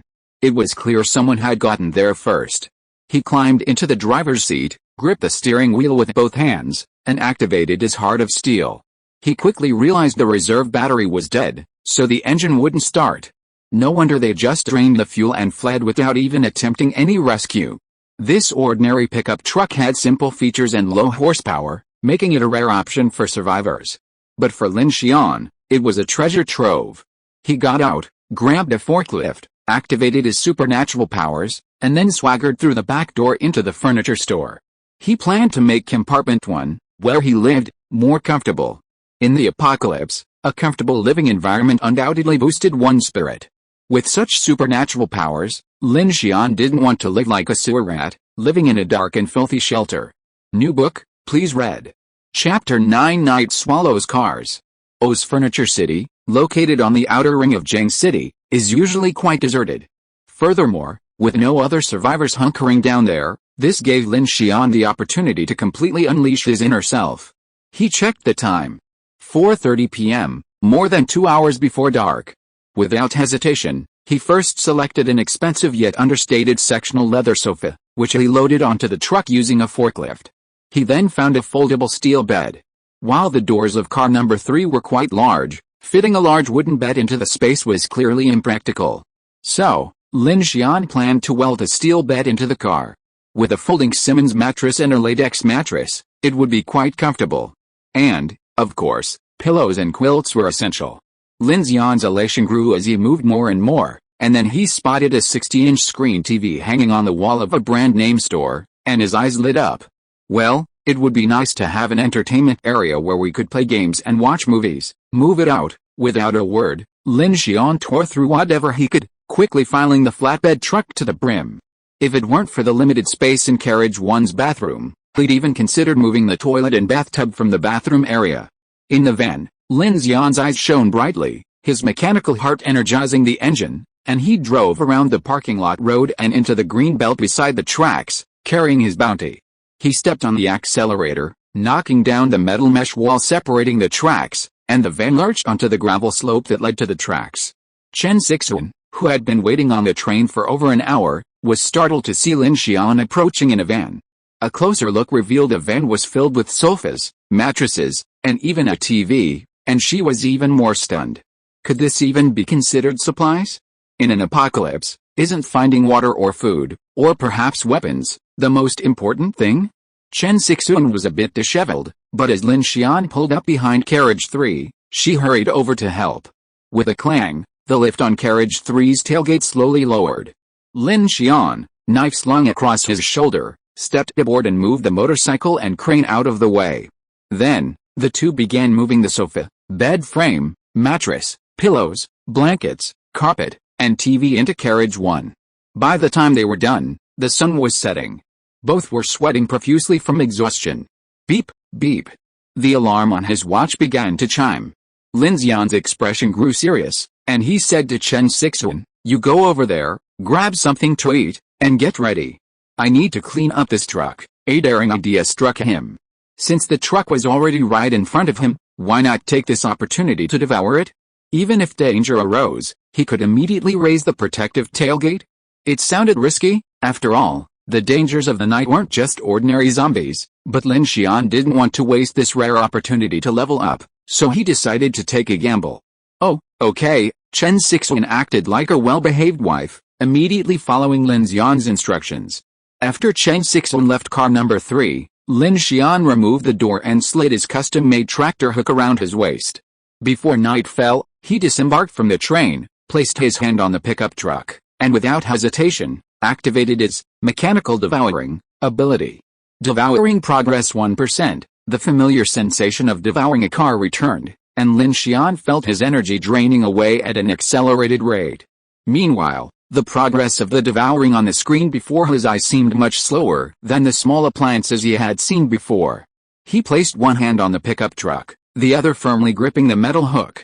Lin Xian's primary purpose for attaching the hook and cable was to allow him to control the infinity at any time.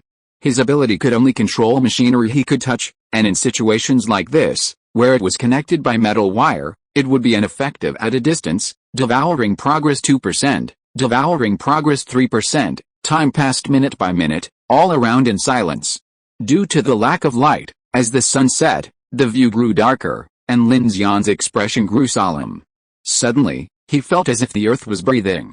Was this the tide of darkness? 6:45 p.m. The sky suddenly darkened, a darkness that seemed to have no transition at all, appearing eerie. For over 2 months, the survivors had become accustomed to this change. They could only pray for the night to pass quickly.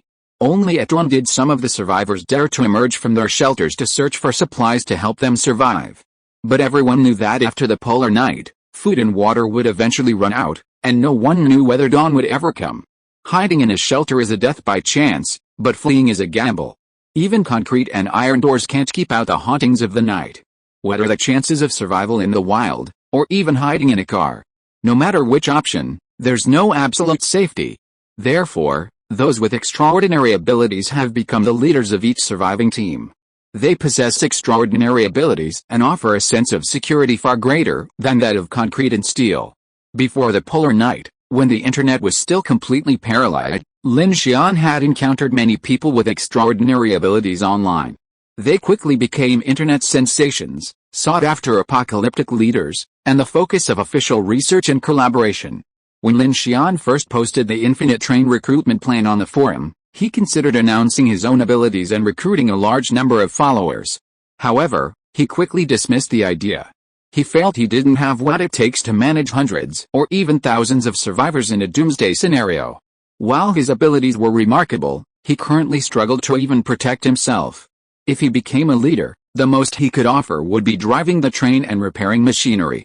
He didn't want to fail as a leader and end up being treated like a human battery. That would be a real problem. His concerns proved completely correct. Only 2 months had passed since the apocalypse, and massacres over supplies and mobs killing each other were already commonplace. Those with abilities were incredibly powerful. Lin Xian's abilities, by contrast, seemed rather mediocre in the early stages, devouring progress 63%, an hour into darkness. The devouring process had finally reached the halfway point. Lin Xian maintained absolute focus, constantly vigilant to the pitch-black surroundings.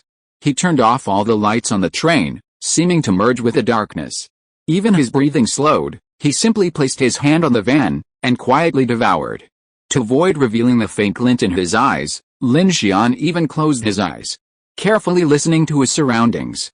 The railway was flanked by wire fences. He should be able to hear any movement. If anything approached on the tracks, it would also make a sound. Swallowing progress 77%, almost there, almost there. Crack. Just then, a slight sound of crushing gravel suddenly rang out. New book, please read. Chapter 10 White Strange Creature. Lin Xian frowned, holding his breath. The sound of click grew closer, becoming muffled. He was startled. It didn't sound like some kind of zombie. It sounded more like a cane poking at gravel. He slowly opened his eyes, unsure if the light in his vision would be detected. But when he looked around, he saw nothing. Only the vague black outline of a pickup truck remained before him. He turned back. The infinity train sat silently on the tracks. Even Chen Sixuan, inside, hadn't made a sound due to the darkness, wondering if she'd fallen asleep. Everything was utterly silent. Lin Xian was apprehensive. He was certain he'd heard something, and his keen sixth sense told him he was being watched. His heart raced, and he began to anxiously activate his mechanical devourer. Faster. Faster. Lin Xian no longer had the relaxed feeling he'd had at the furniture store that afternoon. He thought of Uncle Li last night, and a chill ran through his veins. He couldn't wait to get back on the train. Devour progressed 98%, almost there. Almost there. It took almost an hour and a half, but success will make it all worth it. Devour successful. Mechanical source points plus 30. Mechanical devour skill proficiency plus 10. Bonus, increase your strength and speed by 5, and defense by 2. Congratulations, your speed attribute has been raised to level 1, 3/50. A flash of light flashed before Lin Xian's eyes, and he breathed a sigh of relief as he gazed at the surging mechanical source points. As his speed attribute increased, his vision shifted from blurry to sharp. Gradually, he noticed his vision becoming increasingly clear and brighter. Wow! As the devouring was complete, the entire van suddenly crumbled to ash, its debris clanking and falling to the ground. Suddenly, Lin Xian heard a low humming sound overhead. The sound was eerie, like the sound of a broken ship's whistle echoing through a rusty iron pipe. It didn't sound human, nor did it sound like some kind of machine. Lin Xian felt a chill run down his spine, and he jerked his head up. He was met with a terrifying sight that nearly sent his spirits shuddering. A grayish-white, 3-meter-tall humanoid had suddenly appeared beside him. Its body was slender, its arms reaching almost to its knees. Atop its strange head was a crimson maw, its round eyes blazing red as it stared down at Lin Xian. This creature had been standing near Lin Xian for an unknown moment, only catching his attention after the van vanished. The thought sent a tingling sensation through Lin Xian's scalp, a wave of terror filling his heart. A hollow, deep roar echoed again. The grayish-white creature suddenly raised its long arms, its 5 fingers like spears, fiercely clawing at Lin Xian. Lin Xian's pupils shrank, and he took a deep breath. If I'm caught by that claw, I'll be skewered. Fortunately, his speed attribute had just been upgraded, and his agility was beyond Lin Xian's wildest dreams. Even before the white claws reached him, he instinctively took a step back. Clang. A sharp clang of metal clashed as the white monster's claws gripped the rails. Sparks flying and a piercing grinding sound filled the air. Lin Xian's heart trembled. He aimed a wind cannon at the monster's head. Puff. There was a dull thud as the monster's lofty head seemed to be struck by something. It lurched and fell back a few steps. Lin Xian was horrified. This thing's skin was so tough. The wind cannon couldn't penetrate it at all. Realizing the gravity of the situation, Lin Xian didn't hesitate. He immediately sprinted onto the Infinity carriage, activating the mechanical heart to raise the tailgate and start the train moving forward. The lights came on, and Chen Sixuan, startled by the noise, called out from car number 1, "Lin, what's wrong? Quick, go to the cab and help me watch the road." "Okay." Chen Sixuan watched Lin Xian frantically slam the door shut, instantly realizing the danger. Without hesitation, she turned and ran into the cab. The hydraulic tailgate door slowly closed, and for the first time, Lin Xian realized how slow it was closing. Sure enough, halfway down, a massive gray-white hand suddenly grabbed the tailgate. The black nails on its sinister fingers dug into the steel, leaving several dents. What a force! Lin Xian's eyes widened. In the light from the car, he could finally see the monster outside. The strangely shaped head contained only 2 blood-red eyes, like a deep abyss. Then, halfway across, a bloody mouth filled with sharp teeth made his scalp tingle. This was definitely not a zombie. Lin Xian's first reaction was that this thing couldn't be some dead person mutated from something. It wasn't even from this world. Fuck you. In a moment of desperation, Lin Xian ignored his fear and, with a rage, drew his dagger and leaped forward, aiming at the giant gray-white hand and slashing down. Clang. Instead of the satisfying sensation of slicing flesh, he felt the hardness of steel. His full strength blow numbed his palm. Looking at the nick on the dagger, Lin Xian gasped. Damn, so hard. The white monster seemed to move slowly. One hand grasped the tailboard, dragged by the train's immense force, and it fell with a crash. As the Infinity dragged it forward, it seemed enraged, raising its other hand and grabbing the entire carriage around Lin Xian. Squeak. Squeak. The wheels and rails of car 3 sparked and creaked under the immense force. Lin Xian's heart raced as he took one look at the creature. This creature was incredibly strong and invulnerable. If it overturned him and derailed him, he would surely die.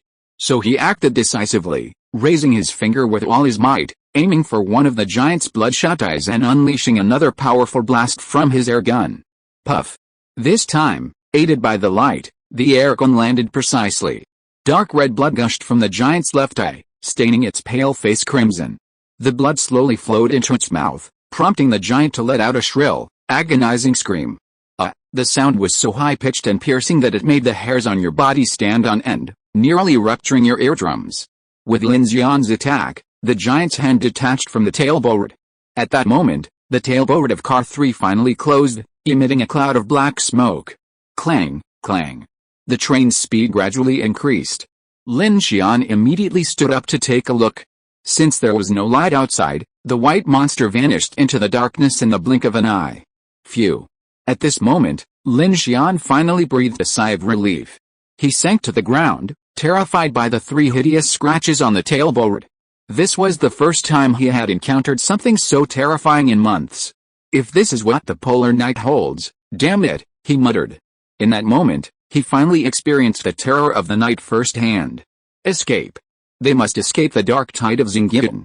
From last night's strange insects controlling human corpses to today's white monsters, no one knew what else the night would hold. Those who hoped to survive in the darkness were simply wishful thinking. The only way out for humanity was to escape the tide, to escape the polar night. Chapter 11 Chen Sixuan's thoughts. Clang, clang. Driving in the dark, with uncertain road conditions, was clearly irrational. The enormous noise drew the howls of the zombies outside. Lin Xian realized this wasn't going to work, so he quickly ran to the cockpit. We're going to pass the elevated light rail line on the 3rd ring road ahead. Perhaps we could stop there. Chen Sixuan, as if sensing Lin Xian's concern, immediately offered a possible solution. Okay, stopping on the elevated bridge would be much safer, far above the ground, and most zombies wouldn't be able to follow. However, Lin Xian's biggest concern at this moment was the giant white monster from earlier. Squeak. After the train stopped on the elevated bridge, Lin Xian immediately turned off all the lights inside the car, constantly observing the movements outside. What was that just now? Chen Sixuan asked grimly. Lin Xian shook his head. Who knows? If something like that were to target me, I'd be dead or at least dead. Then what should we do? Wait until daylight to leave the city. We're planning on that. There's a freight depot near Jiangxi Station. We'll check it out tomorrow, and we'll be able to leave the city soon. Lin Xian actually had another goal, to see if he could find an electric locomotive at Jiangxi Station. The industrial infrastructure of this era was largely electrified, but electric locomotives lacked prime movers. They relied on electricity from the catenary for energy, powered by traction motors. Therefore, if the railway grid were to shut down, these mechanical beasts would be left lying on the tracks, practically worthless.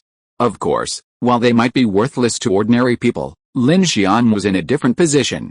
Lin Xian had previously envisioned attaching an electric locomotive to serve as a reserve generator. While he used his supernatural powers to propel the train forward, the locomotive would generate and store kinetic energy. Even if the recovery efficiency was only 30 to 40%, as long as it could keep the train running while he rested and provide power to other onboard systems, he could essentially achieve a temporary infinite energy cycle. Jiangxi Station itself was a large platform, and if he could find it, it would save him some effort later. Have you eaten? Lin Xian looked at Chen Sixuan and noticed her face was utterly haggard. Although she had finally recovered somewhat after eating something today, she had been struggling in the darkness of her home for over 2 months, and her spirit had long been on the verge of collapse. This afternoon, she had witnessed Director Liang's tragic death and was attacked by a monster. Now that she had relaxed, she felt a bit dazed. Chen Sixuan said humbly when Lin Xian asked her, I just sorted out the water and food. A rough calculation shows that if we eat 1 meal a day, we can only last about a month. She felt a little guilty as she said this, because she had counted both herself and Lin Xian as eating 1 meal a day, and Lin Xian had never told her that she was allowed to eat the same meal as him. Lin Xian's eyes flickered slightly, looking towards carriage 1. Chen Sixuan had already made the beds and sofas, and the pillows and bedding were neatly arranged. Aside from the TV, which she didn't know how to install, and the steel bed frame, which hadn't been welded yet, carriage 1 had been transformed from a homeless doghouse into a cozy one-bedroom apartment. After months of apocalyptic fear, both of them were eager to settle down for a good night's sleep. Lin Xian walked over, pulled a can of fruit from the shelf, and handed it to Chen Sixuan. Eat it, then take a nap. Huh? Chen Sixuan exclaimed in surprise. She stared at the can in Lin Xian's hand, her eyes filled with a mixture of longing and realization. The sweet can of fruit immediately whetted her appetite, but the word sleep made her daydream. Thank you, she obediently took it, then sat down on the sofa, opened the can, and took a sip. The sweetness was so intense that it seemed as if every cell in her body screamed with delight. At that moment, Chen Sixuan felt dizzy and even her consciousness was a little hazy. She devoured the canned fruit in big mouthfuls, muttering to herself, so sweet, so delicious, I really want to sleep. Hey, so what if I'm a student? So what if I'm a teacher? In this situation, he's just a man, and I'm just a woman. And he's a superpowered person who saved my life. Even my life belongs to him. What's the point? Let him do whatever he wants. This thought echoed in Chen Sixuan's ears like a demonic whisper, sending a tingling sensation down her spine. She unconsciously squeezed her legs together, feeling the exhilaration of having banished her own worldview. She quickly finished the entire can and stood up. Halfway through her walk, she remembered something and turned to pick up her backpack. She pulled out a small item, clutching it in her hand, and then quietly sat down on the edge of the bed. Lin Xian was in car 3, using his supernatural powers to repair the damaged hydraulic tailgate. When he returned to car 1 and saw Chen Sixuan sitting on the edge of the bed with her head bowed, his brow furrowed. Why are you sitting here? Go to sleep. We'll take turns keeping watch tonight. You can get up later. Chen Sixuan looked up in surprise, her eyes flashing with a complex expression. She quickly replied, oh, okay. She felt a mixture of shame and irritation. She quickly stood up and went to the sofa, took off her shoes, lay down on the couch, and stuffed the small item back into her bag. Lin Xian grabbed a bottle of water. He naturally noticed Chen Sixuan's embarrassment, but he wasn't completely obsessed with it. He didn't know if he'd just shaken off the giant white monster. In a life-or-death situation like this, only a fool would dwell on his crotch. Lin Xian then arrived at carriage number 2 and saw the mysterious girl still asleep. Something struck him as odd. She'd been asleep for far too long, almost 20 hours since last night, and she was still asleep. Was she truly asleep or just pretending? Lin Xian frowned at this thought. He leaned in front of the girl and reached out to touch her delicate face. Hey, if you keep pretending to sleep, I'll throw you out onto the street. Wake up, I'm taking off your pants. Wow, they're pink. However, the girl slept peacefully, her face serene, her long eyelashes fluttering, leaving Lin Xian feeling a little powerless. If it weren't for the thought that this girl possessed some mysterious and unknown supernatural power, Lin Xian would have had no intention of saving her. If she were just a burden, it would be fine. Who knows if she would be a help or a threat to Lin Xian after she woke up. As the temperature plummeted at night, he sighed helplessly and carried the girl to carriage number 1. By then, Chen Sixuan had fallen into deep sleep, exhausted. So he placed her on the sofa and covered them with 2 new thick quilts.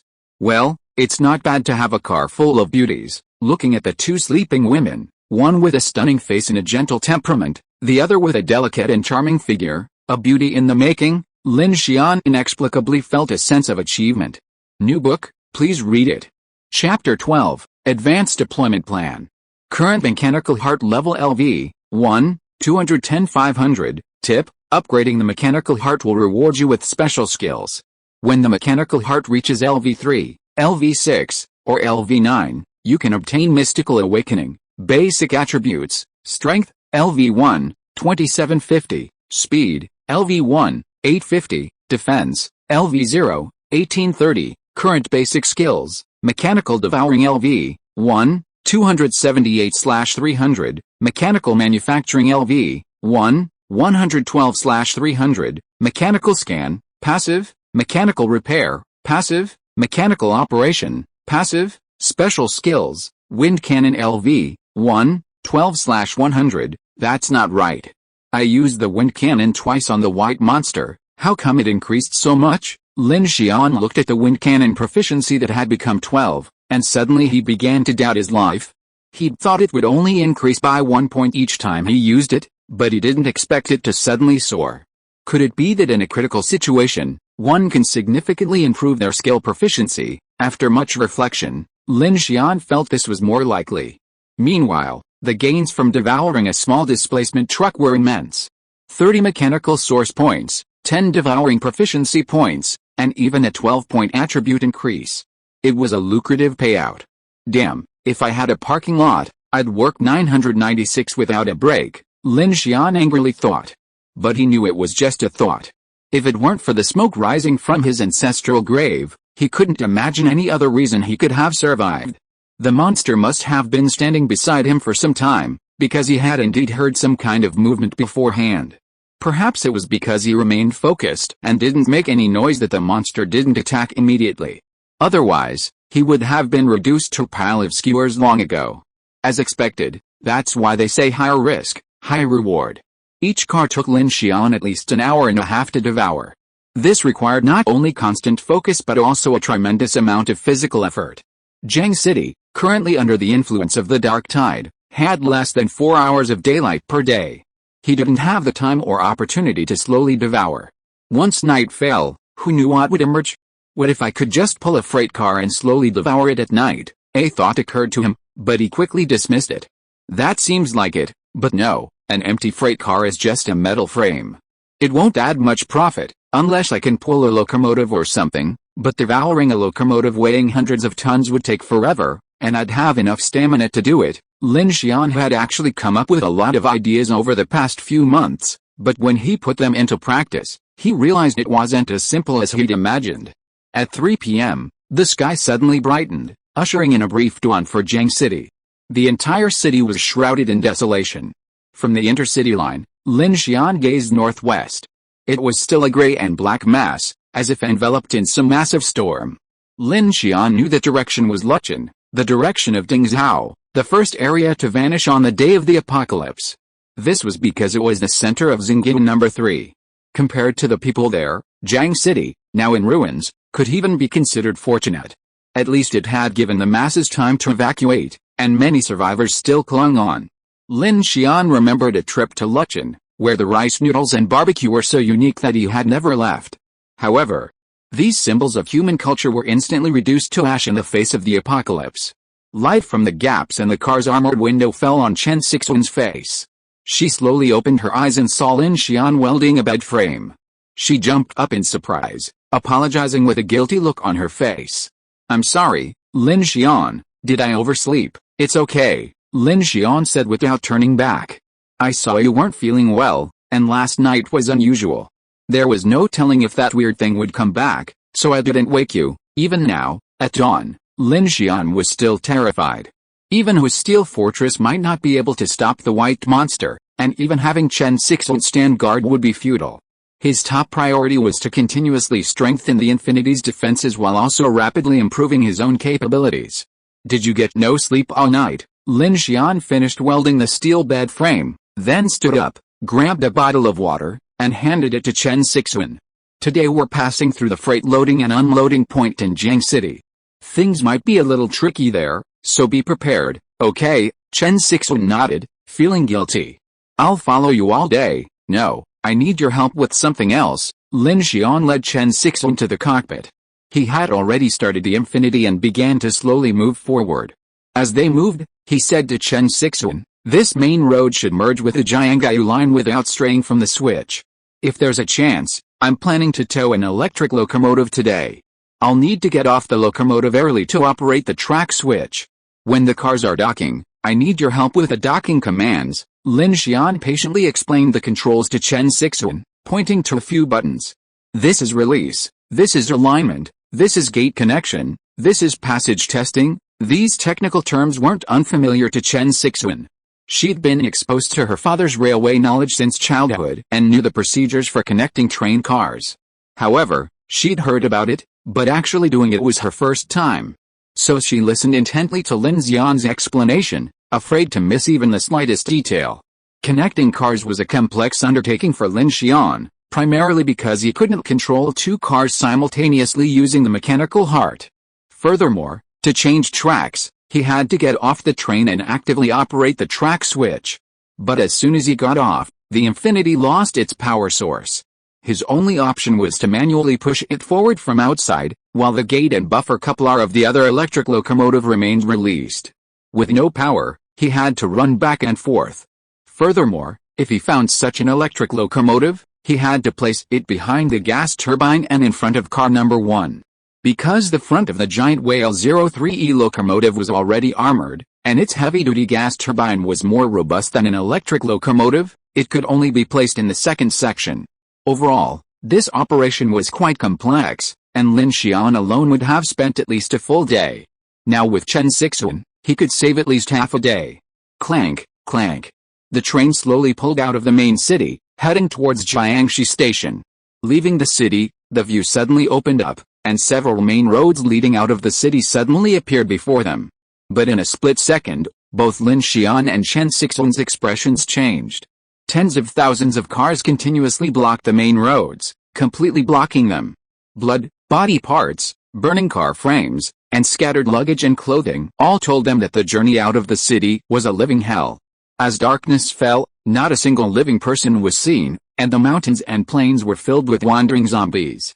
Those who should have run have already run, and the rest can't escape. The roads out of the city are completely blocked. Unless you're driving a tank or taking an obscure side road, the only way to escape the city is by foot. But the polar night is approaching, and with only a little over 3 hours of daylight left, how far can you get on foot? Or even if you make it out of the city, what will you do after dark? Even Lin Xian, a psychic, feels powerless against the monsters in the dark, let alone ordinary people. Chen Sixuan's eyes trembled slightly as she watched the tragic scene on the main road. She then looked at the clear railway ahead. She was extremely grateful to have met Lin Xian, and even more grateful to have boarded this train. The slowly moving train also attracted the attention of some survivors hiding in their homes along the railway. A few quiet glances fell, and some people began to whisper. A train? How could it be? Where's it coming from? Stop. Stop, someone shouted from a building. Take me with you. I have supplies. Keep your voice down, or we'll attract the zombies. Close the windows, Ling. Someone even threw rocks at the train, yelling frantically, Stop, let me get on. Are they coming to steal our supplies? Chen Sixuan asked nervously at the sound of falling rocks. Anyway, they're not trying to curry favor, Lin Xian replied calmly. In the apocalypse, a life and death struggle for supplies is not uncommon. Rule 3 of survival, a friend would rather die than me. Student Lin, look, Chen Sixuan's voice was pleasant. Every time she spoke, Lin Xian felt his decision to save someone became clearer. Having a woman like this in his life or death journey always brightened his mood. It reminded him of school days, when Chen Sixuan, wearing black framed glasses, frowned sternly as she explained vocabulary to him. Lin Xian looked up at her, his pupils shrinking. It's snowing. Outside the train, snowflakes are flying, landing on the windows and turning into tiny spots of water. Is winter here? Chen Sixuan muttered to herself, staring blankly at the falling snow outside the window with her big eyes. Judging from the season, winter should still last for several months. But Jiang City has been getting colder and colder these days. Now, when the snowflakes are pattering down, Lin Xian's heart trembles. It seems that his worries are not unfounded. In addition to darkness, zombies, and weirdness, another disaster is also beginning to come with the climate change in the region. Natural disaster. If ice and snow are extremely cold, the trouble will not be just the cold. It means that people will need more food to maintain their body temperature, and the train will need more energy to drive. If the temperature is extremely low, even the train will need a heating system. Fuck, Lin Xian cursed in his heart. He was planning to find a refrigerator to store food, but it seems that he doesn't need it anymore. New book, please read it. Chapter 13, Ambush. Since they were still within the main urban area, Lin Xian deliberately slowed the train. The city was in chaos, and he was concerned about the poor rail traffic, but also about making too much noise and causing too much commotion. After merging from the light rail line onto the Jianggai main line, the road gradually opened up. He ran over the occasional zombies and livestock that wandered between the tracks. Soon, the number of switches ahead increased, revealing a wide area filled with various freight trains parked on branch lines. Several of these trains were container trains, but without exception, the doors of the containers were fully opened, and all supplies had been looted by the survivors, leaving only cardboard packaging and plastic bags strewn across the ground. The remaining trains were mostly mixed loads, including LTL, flatbed trucks, and fuel tanks. Even these trains appeared to be unscathed, with several carriages toppled onto the tracks. The branch line connected to a loading platform and hoisting workshop in the distance, clearly the Jiang City Rail Freight Loading and Unloading Center. These were typically located before passenger stations in cities. Lin Xian parked the Infinity at the entrance to the double-track railway, observed the route, opened the door, and approached the branch line switch. He placed his hand on the switch and activated the motor. With a squeak, he switched the switch. He then returned to the train and drove the Infinity onto the loading and unloading branch line, stopping at a platform marked Loading Platform 4. Hold on to the intercom. Even if it's me, don't open the door, because I can do it myself. Lin Xian shouldered his backpack, grabbed his dagger, and instructed Chen Sixuan, as long as you don't open the door, no one can do anything to you. Chen Sixuan nodded. She now knew that Lin Xian's ability allowed him to operate the train, so she dutifully took note of his instructions. Then be careful, she responded with concern. With a swish, the cockpit hatch opened. Except for the cockpit hatch at the front of the train and the tailgate of Car 3, the doors of the other living compartments on the Infinity had been welded shut and reinforced with steel plates. Unless they encountered the eerie white monster from last night, ordinary people or zombies were completely unsafe. Lin Xian disembarked and closed the hatch. As he landed on the track, a biting cold wind blew in his face. He glanced at a bright sun in the sky and suddenly felt that this strange weather was truly infuriating. With his speed boosted, Lin Xian's movements became much more agile. He crossed several tracks in quick succession, dagger in hand. Each time he crossed a train, he looked towards the front and rear, searching for a suitable locomotive. His plan was to solve the problem with the electric locomotive before daybreak. If that wasn't possible, he'd scavenge for supplies here and then drive to the Jiangxi terminal a few kilometers away to look for one. Lin Xian scanned the trains one by one until he reached the front of the container train. He saw the tractor was a silver Huangsing 7F electric locomotive, and his eyes lit up. The Huangsing 7F electric locomotive is 60 meters long, silver in color with blue lines. Its streamlined body gives it a sci-fi feel. Known as the Huangsing Hercules, it boasts a power output of 58,800 kilowatts and is a standard Huangsing rail freight locomotive. This massive machine requires access to the railway grid to function. When the apocalypse arrives, this industrial behemoth will be rendered useless, left to gather dust on the tracks. After all, it lacks fuel and water, and despite its massive size, its interior is cramped. Few would dare attempt to take advantage of it. The Huangsing 7F, twice as long as the heavy-duty gas turbine of the Whale 03E, is a true powerhouse.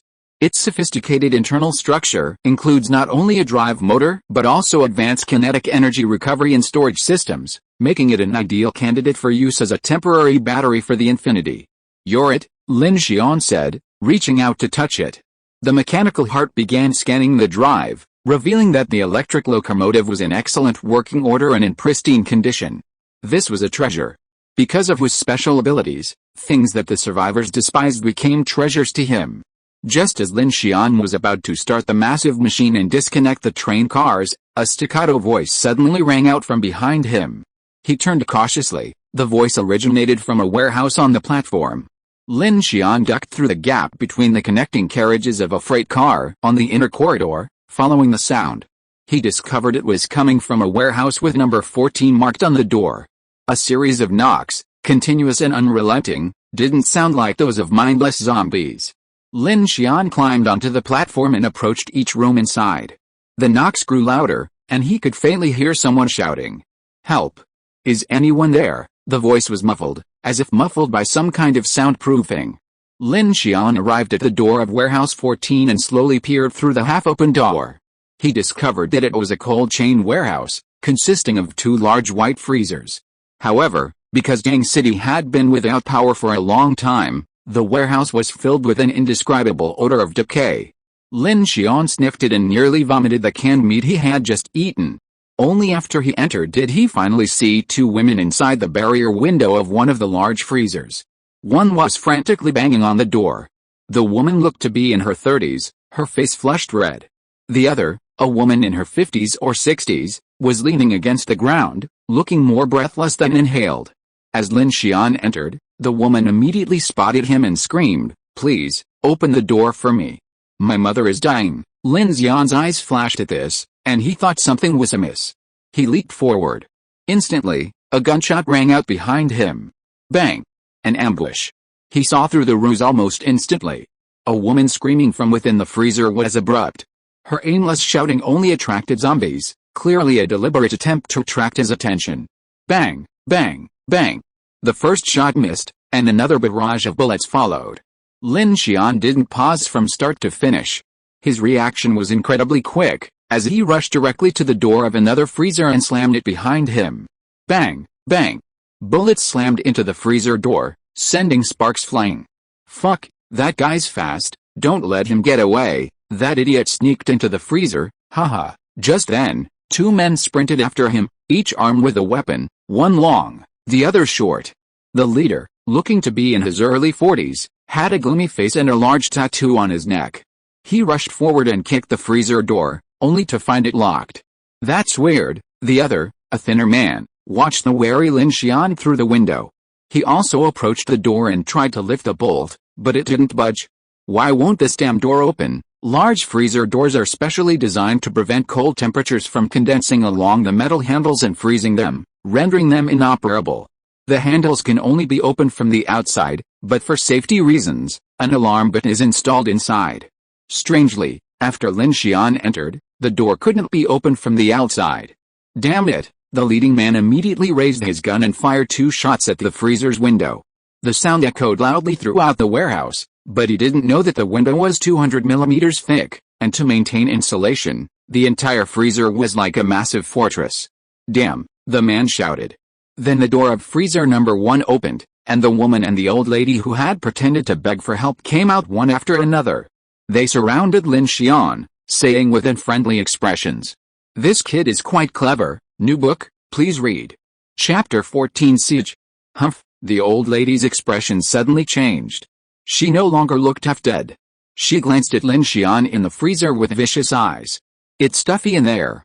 If he wants to die in there, just let him die. Yeah, it's even stinkers in there than this one. Let's see how long he can hold on." Another young woman was sweating profusely and fanning herself with her hands. She complained a little, "It's just that the sound insulation of this broken ice house is good. I'm almost hoarse from shouting." The old lady glared at her dissatisfiedly. "You know shit. How can you catch fish if you don't pretend to be like one? Mom, your trick still works." Inside the freezer, Lin Xian's face sank slightly. He could see that this family was not the first time to do this kind of thing. Fortunately, he was alert enough and reacted quickly enough, otherwise he might have been killed by the gun in half a breath. At this time, he confronted the 4 people outside with a cold look. It was not difficult to see that the old lady was the mastermind of the family, and the other 2 were her son and daughter-in-law. Nonsense. Haven't you heard that age is always better? The old lady glanced at Lin Xian coldly. This fish is running pretty fast today, but it seems it's not very smart and has gotten itself into a dead end. Hey, brother, come out and hand over the train keys to us, and I promise to spare your life. The middle-aged man stepped forward and said to Lin Xian in the freezer. As expected, the other party had observed his infinity entering the platform in advance, so they used this fishing trip to kill people and seize the train. Do you think I believe it? Lin Xian responded coldly. Well, since you won't come out, I'll let you stay in there as long as you want. The man on the platform with the spear looked at Lin Xian and sneered. He found a chain from somewhere and tied the freezer door handle from the outside. Dad, at this time, a chubby little boy of about 11 or 12 years old with a chubby face ran in from outside and shouted to the middle-aged man with a look of seeking credit, I just saw that there was only one woman on that train, and she was quite pretty. The middle-aged man's surname was Wang, and his name was Wang Xiaojian. The man holding the spear was his younger brother Wang Ji. 2 people dare to drive a train? You are so brave. Wang Ji couldn't help but sneered when he heard the little fat man's words, and then looked at the old lady. Mom, how do we do it? How do you say? The old lady glared at him unhappily. I said you are a fool. There must be a lot of things on that train. If the train can move, wouldn't it be more comfortable for us to hide on the train than in this freezer? Yes. Guang Li's eyes lit up. Then we can leave this damn place. Wang Xiaojin looked at his wife and said in a deep voice, What's right? Can you drive a train? Humph, if I can't drive, others can drive too. Did Ali say there was a beautiful woman on the train? These 2 young people can drive? How difficult can it be? I want to drive a train. I want to drive a train. The little fat man said excitedly when he heard that he was going to drive a train. I think so too. How difficult can it be to drive a train? Brother, don't beat the beautiful woman to death. Leave it to me. Ha ha ha ha. Wang Ji also became excited. Shut up. Just as everyone was excited, the old lady glanced at Lin Xian in the freezer and winked at them. Second brother, you stay here. With that, she pulled them away, seemingly plotting something. Stop dreaming, old woman. Just as the old lady was about to leave, Lin Xian inside the freezer suddenly spoke. He immediately understood the old lady's intentions and, in front of everyone, slowly pulled out a walkie-talkie from behind him. Teacher Chen, I'm in trouble. Please don't open the door. Huh? Are you okay? I'm fine. Okay, I definitely won't open the door. Chen Sixuan nervously replied from the other end of the intercom. Holy shit, Wang Xiaojian, who was outside, hadn't expected Lin Xian to carry a walkie-talkie. Hearing that he was contacting her face-to-face, he flew into a rage and kicked the freezer door. The old lady saw that her thoughts were seen through by Lin Xian, and she gritted her teeth, but then she walked over and sneered at Lin Xian. You are a locked-up dog. What? You want to waste time with us? It must be uncomfortable in there. The old lady was not wrong. There was a foul stench in the freezer, which made Lin Xian dizzy. He used his special ability to lock the mechanical lock of the freezer door. Although he was temporarily safe, he could not get out. Fuck you. Wang Xiaojian slammed his hand on the window and shouted fiercely inside. Boy, do you think you can get away? I'll see how long you can hold out. If you wear out my patience, I'll drag that woman from the train out and rape her right in front of you, the old woman also said with a sinister look. If you know what's good for you, cooperate with us. You and that woman will drive, and we'll all escape from here together. I promise to spare your lives. How about it? In the old woman's eyes, Lin Xian was trapped like a turtle in a jar. Although she couldn't do anything to him for the time being, she knew that the air circulation in the freezer was poor and the stench was extremely bad. No one could stay in there for long. There was no other way out. Lin Xian was just trying to resist. The mother and son's behavior, one red-faced and the other pale-faced, almost made Lin Xian laugh. Although he had the skills of a wind cannon, choosing to fight against 2 guns was obviously extremely irrational. Lin Xian wasn't a battle-hardened soldier, nor was he a skilled ranger. To put it bluntly, he was just a college student, with little combat experience. If it weren't for his quick reflexes, he would have been killed by the 2 brothers outside. Now trapped in the freezer, With Chen Sixuan outside unable to offer any help, a sudden, mad idea struck him.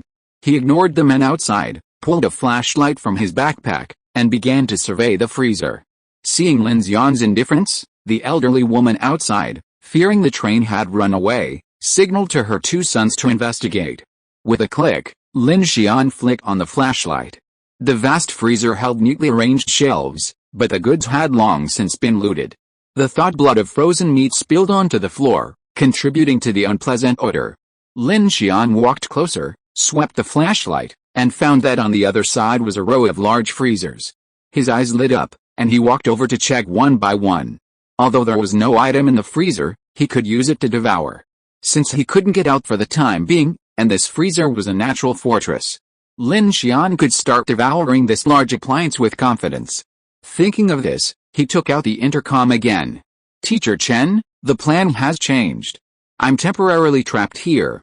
You stay in the car tonight. Don't open the door, don't turn on the lights, don't make any noise, and wait for my news." On the train, Chen Sixuan's face suddenly became a little flustered when she heard Lin Xian's words. At that moment, through the gaps in the armored window, she saw two armed men crossing the tracks toward her. With a nervous expression, she said, "Lin Xian, someone's coming, I know. Don't be afraid. As long as you don't open the door, they can't do anything to you." Chen Sixuan bit her lower lip and nodded, yes. Just as she finished speaking, there was a knock on the front door of the driver's cabin. Open the door quickly, or I'll shoot. That man is in our custody. Open the door quickly if you don't want him dead." Chen Sixuan clutched the intercom tightly and retreated to car number 1. This was her first time encountering such a situation, and it was impossible not to panic. But Lin Xian's words were deeply engraved in her mind. No matter what they said, she would never open the door. Bang! At this moment, Wang Ji, holding a rifle, climbed to the front windshield and lay on it, looking out with his hands. He immediately saw Chen Sixuan inside, looking panicked. His eyes suddenly lit up, and he almost drooled. "Brother! That woman is over there. She's so fucking beautiful. Brother, marry me this girl." The apocalypse had arrived, society was gone, and he was still single. The mere thought of it was incredibly frustrating. Seeing a woman as stunning as Chen Sixuan immediately sent a surge of blood rushing to his head. In this lawless and disorderly environment, human bestiality was infinitely magnified, and Wang Ji couldn't wait to charge in. Boom, boom. His eyes blazed with fire, and in his impatience, he aimed the butt of his rifle at the Infinity's windshield and smashed it down. But no matter how hard he pushed, the windshield didn't even crack. New book, please read. If you are listening to this novel on a channel other than Fanfic World, it means it was downloaded and re-uploaded without effort. We warmly invite you to visit our channel, Fanfic World. There you will find the original version of this story and many other novels of various genres. We look forward to seeing you dive into a world of incredible novels. Chapter 15: Swallowing a Large Freezer. Wang Ji's eyes flashed red. He immediately stood up, grabbed his gun, flipped the safety, gritted his teeth, and fired a burst of bullets at the car window. Bang, bang, bang. Sparks flew, stray bullets flew, but the windshield remained motionless. He certainly didn't know that this Zhejiang 03E heavy-duty gas turbine locomotive was originally designed for Circumstellar Orbit, the first generation of gas turbine locomotives, capable of reaching a top speed of 450 km per hour. The windows and windshield were made of a special composite fiber combined with high-strength glass, making ordinary rifle bullets unlikely to pose any threat. "Keep your voice down," the loud gunshot echoed throughout the freight station, infuriating his eldest brother Wang Xiaojian, who yelled, "Don't worry about your life. If you attract those bastards, we'll all die. I have a girl." Wang Ji was now impatient. Looking at Chen Sixuan in the car, he kept swallowing, his face full of resentment. Big brother Wang Xiaojian also climbed up at this moment. He glanced inside, his pupils trembling. A complex thought flashed through his eyes, but he quickly put on a deliberate stern expression. "Don't worry, he can't escape.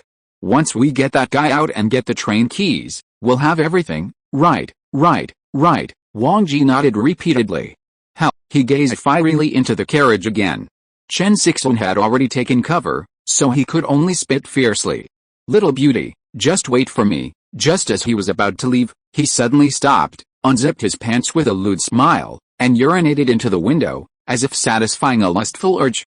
Then, he left with his gun drawn, scan completed, Binger TG56 commercial freezer blueprints obtained. In the freezer, Lin Xian listened to Chen Sixuan's report on the situation outside the train, a cold glint in his eyes. Don't worry about it. Just rest well in car number 1. If you're hungry, grab something to eat, Lin Xian, Chen Sixuan's voice trembled. You'll be alright, right? No, Lin Xian said calmly. He put away the intercom. After scanning and collecting the freezer blueprints, Lin Xian placed his hand on the freezer and, racing against time, began mechanical devouring progress 1%. As the progress bar appeared, Lin Xian realized that this large freezer was surprisingly comparable in difficulty to the small truck. And there was more than one such freezer in the cold storage. We have plenty of time today, so let it devour them all. Such an opportunity was a rare one for Lin Xian. Although escaping the dark tide of Jiang City was more important than devouring, he was now forced to seize the opportunity and quickly improve his supernatural powers. Where's that kid? Outside the freezer, Wang Xiaojian returned with his younger brother Wang Ji. His wife, Guang Li, and son were both waiting outside. The old lady grumbled, "He's gone in, let's ignore him for now." "What about the situation on the train?" Wang Ji said excitedly. "Mom, my brother and I checked. It's indeed just one woman. I guess those carriages are loaded with supplies. We're going to make a fortune." The old lady nodded. "You two brothers, find some tools and see if you can get the freezer door open before daybreak. Less trouble is worse than more. I'm worried about the long nights and the many dreams. It'll probably be dark all day in a few days. I'm afraid my old bones can't endure such a long night." That's what I thought. Wang Xiaojian was also a little anxious. They had finally stumbled upon such a good opportunity. Of course, the sooner the better. After a brief discussion, the few of them prepared to find some steel pipes and crowbars to pry open the freezer door. Time ticked by, and it was already 5 p.m., with less than 2 hours until dark. If he hadn't managed to open the door by nightfall, he'd have to wait until tomorrow.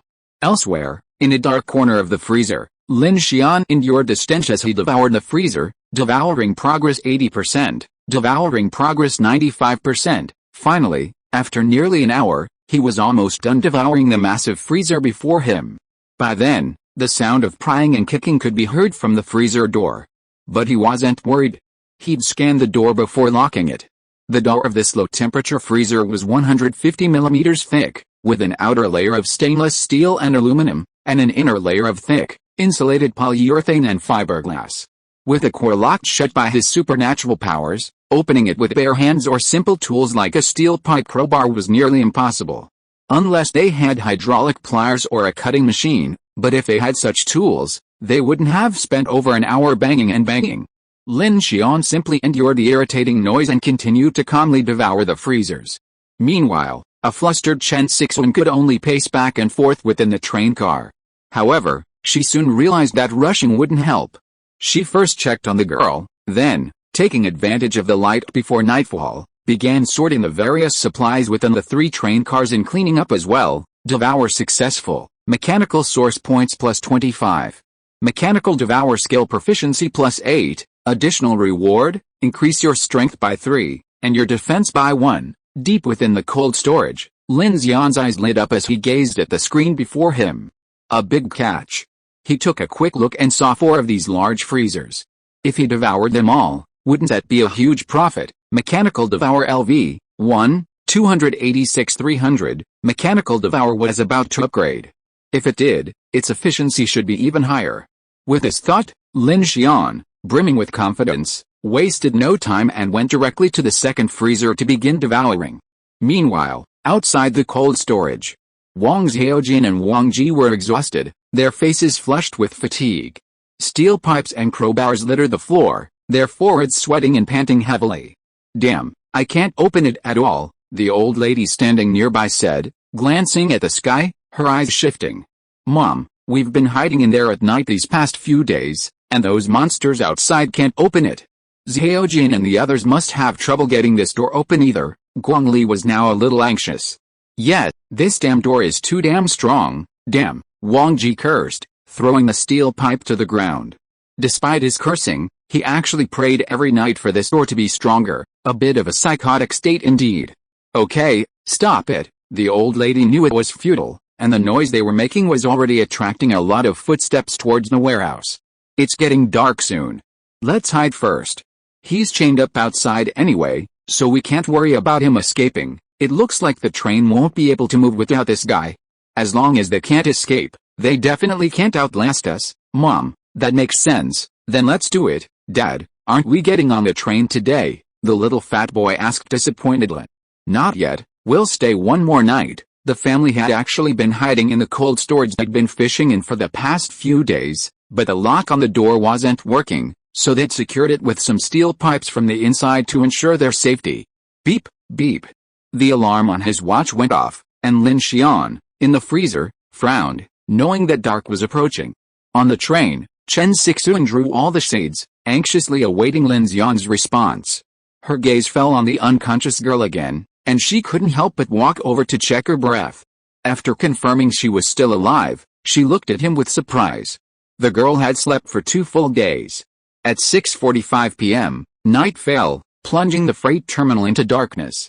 The muffled roars of zombies, the eerie sounds of footsteps, and the rustling noises grew louder and louder in Chen Sixuan's ears. She lay on the sofa, cradling the intercom, tucking herself tightly under the covers. The Wang family had also taken refuge in another freezer, barricading the door with steel pipes and crowbars. They huddled in a corner deep inside, discussing their plans and eating.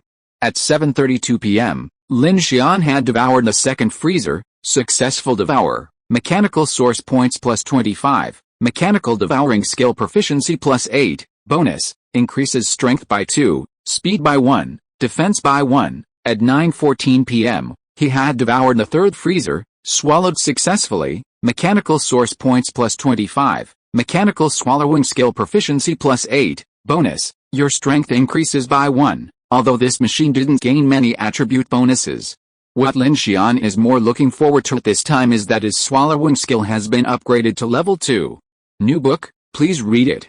Chapter 16, Driving the Tiger to Devour the Wolf. Current mechanical heart level, LV, 1. 285/500, tip, upgrading the mechanical heart grants special skill rewards. Mystic awakening is granted when the mechanical heart reaches LV3, LV6, or LV9.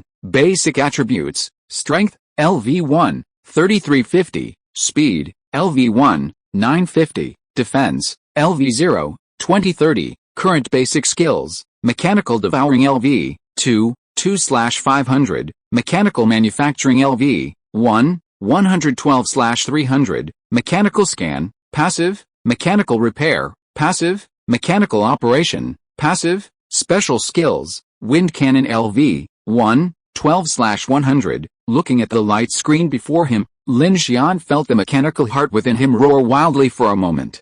He couldn't help but shudder. In his excitement, he immediately set his sights on the last freezer, devouring progress 2%. The light screen progress bar showed the devouring progress accelerating.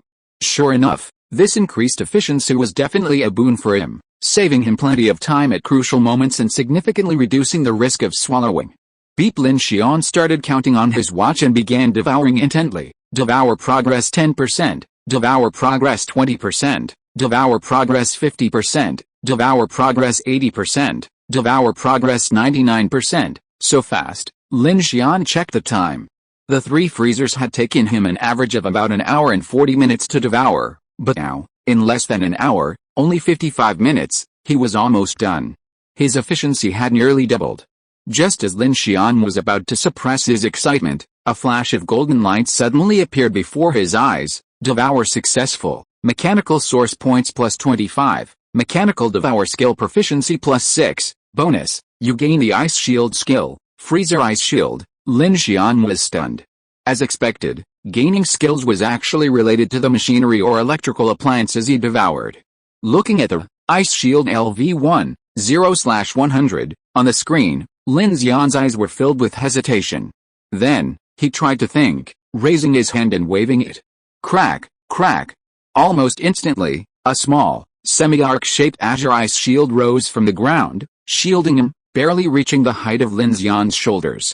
Holy crap! Lin Xian shone his flashlight at the ice shield he had conjured, dumbfounded.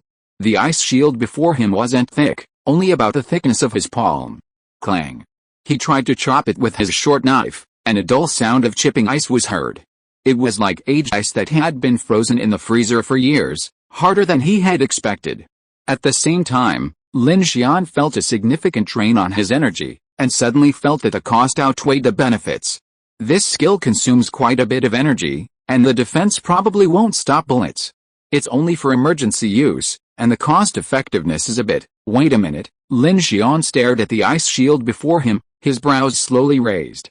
He was silent for a moment, then suddenly stepped forward, stuck out his tongue, and licked the ice. It was colorless, tasteless, and icy cold. His pupils shrank, and a look of incomparable shock appeared in his eyes. Damn, ice formed out of thin air. With this trick, won't I never lack water again? Lin Xian suddenly felt his mind expand. Clean water, such a precious resource in the apocalypse. He could create a large mass of it out of thin air. Although it took a bit of energy, if you calculated it this way, it was a huge win. Lin Xian's eyes were filled with excitement. He used his knife to carve a piece of ice from the ice shield and put it in his mouth. An instantaneous coolness spread through his mouth. Although the weather outside was getting colder, the freezer was stuffy and dizzy, but the sip of ice immediately cleared his mind. He checked the time and turned to the freezer door. The mechanical heart activated, and the lock hinges opened again. However, the freezer door only opened a little before it was locked by the iron chain outside. Old bastard, Lin Xian cursed inwardly. He knew the gang, fearing he'd escape, must have made some moves outside. But he wasn't opening the door just yet to escape. With a click, he flicked his flashlight back on, using the crack in the door to locate the other freezer in the distance. He then flicked it back off.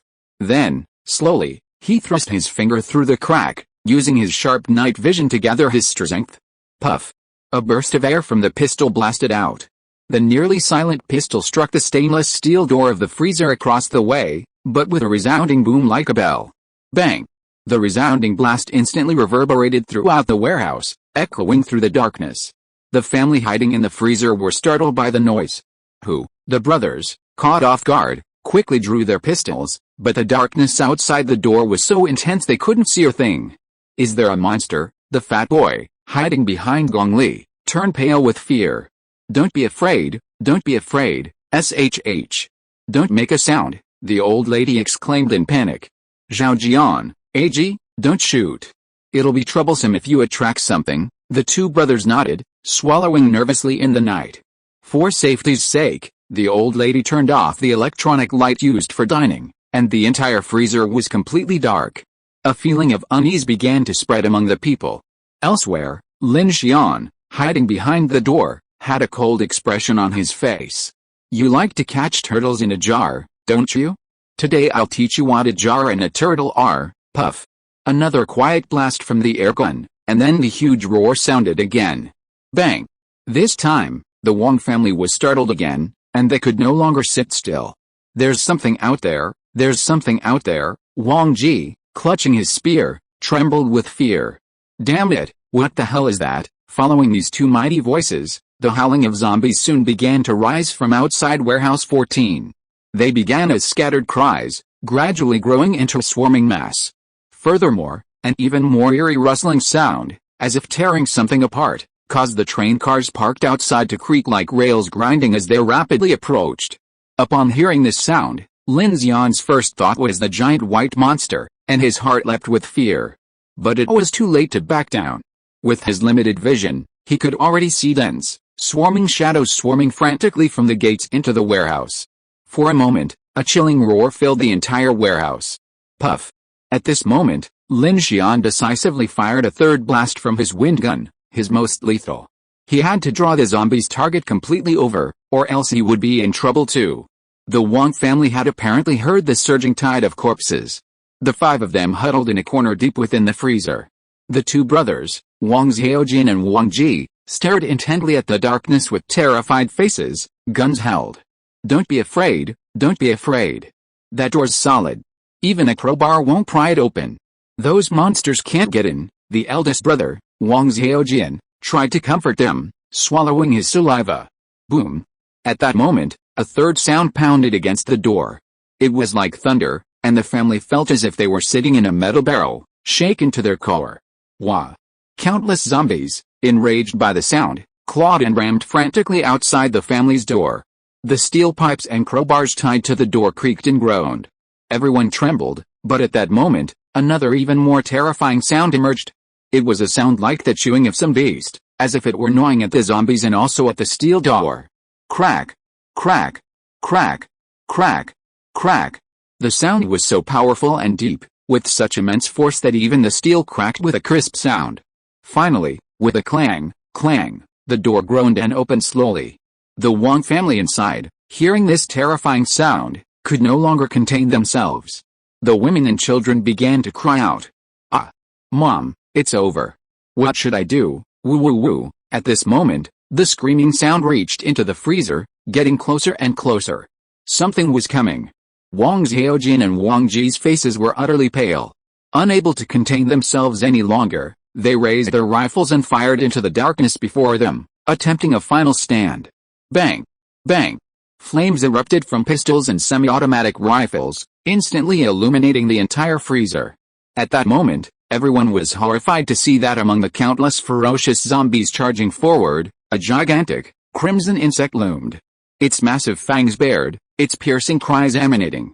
The insect was immense, resembling some giant centipede, at least as thick as an adult and over 10 meters long. Its body was covered in crimson scales, its hundreds of legs moving densely packed together.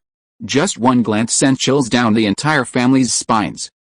A shrill scream echoed through Warehouse 14. But within a few breaths, the gunfire and screams ceased. The only sounds in the warehouse were the zombies howling and the chewing sounds of some insect. Elsewhere, Lin Xian had quietly shut the door to his freezer. Through the window, he also saw the giant insect shadow, and he didn't dare to breathe. He had expected the giant white monster to appear, but he didn't expect something even more terrifying to appear. He couldn't help but curse in his heart. Damn it, is it the night parade of 100 demons?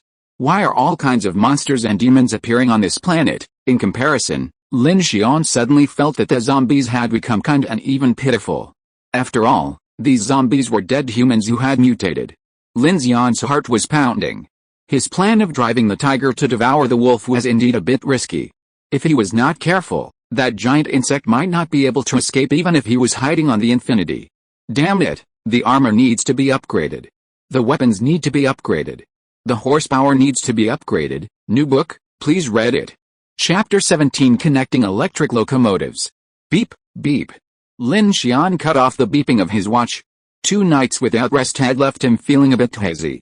Listening to the eerie noises outside and smelling the stench from the freezer, Lin Xian finally made it to 4 p.m. the next day. Daybreak arrived.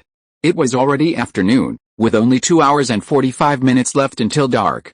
Never letting his guard down, Lin Xian peered out the window.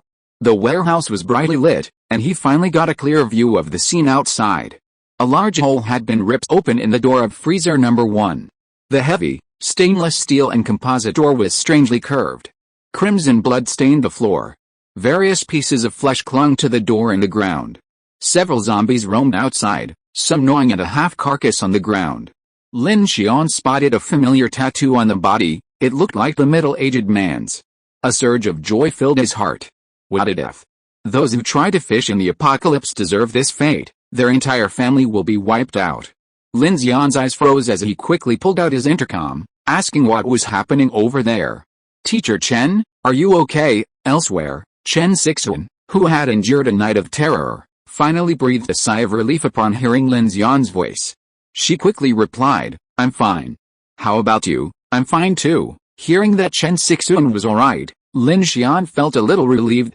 He glanced outside, confirming the terrifying insect was gone before continuing, I'll be right back.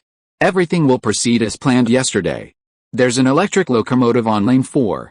Remember to cooperate with me later, okay? With that, Lin Xian opened the freezer door again and, through the gap, unleashed a blast of wind blast, severing the chains. The zombies outside, howling, leaped at him. Lin Xian swiftly struck with his sword, followed by several blasts of wind blast, easily dispatching several of the zombies. Because the commotion last night had attracted too many zombies, Lin Xian discovered at least dozens more roaming outside the warehouse door upon exiting. Thinking for a moment, he quietly ran to warehouse number 1, a spacious building materials warehouse in the distance. He immediately fired a few blasts of his air gun, creating a commotion that quickly attracted the dozens of zombies on the platform. As long as there weren't any strange creatures in the darkness, Lin Xian's abilities would make dealing with them relatively easy. He quickly ran down the platform to the Huangsing 7F electric locomotive he had seen yesterday.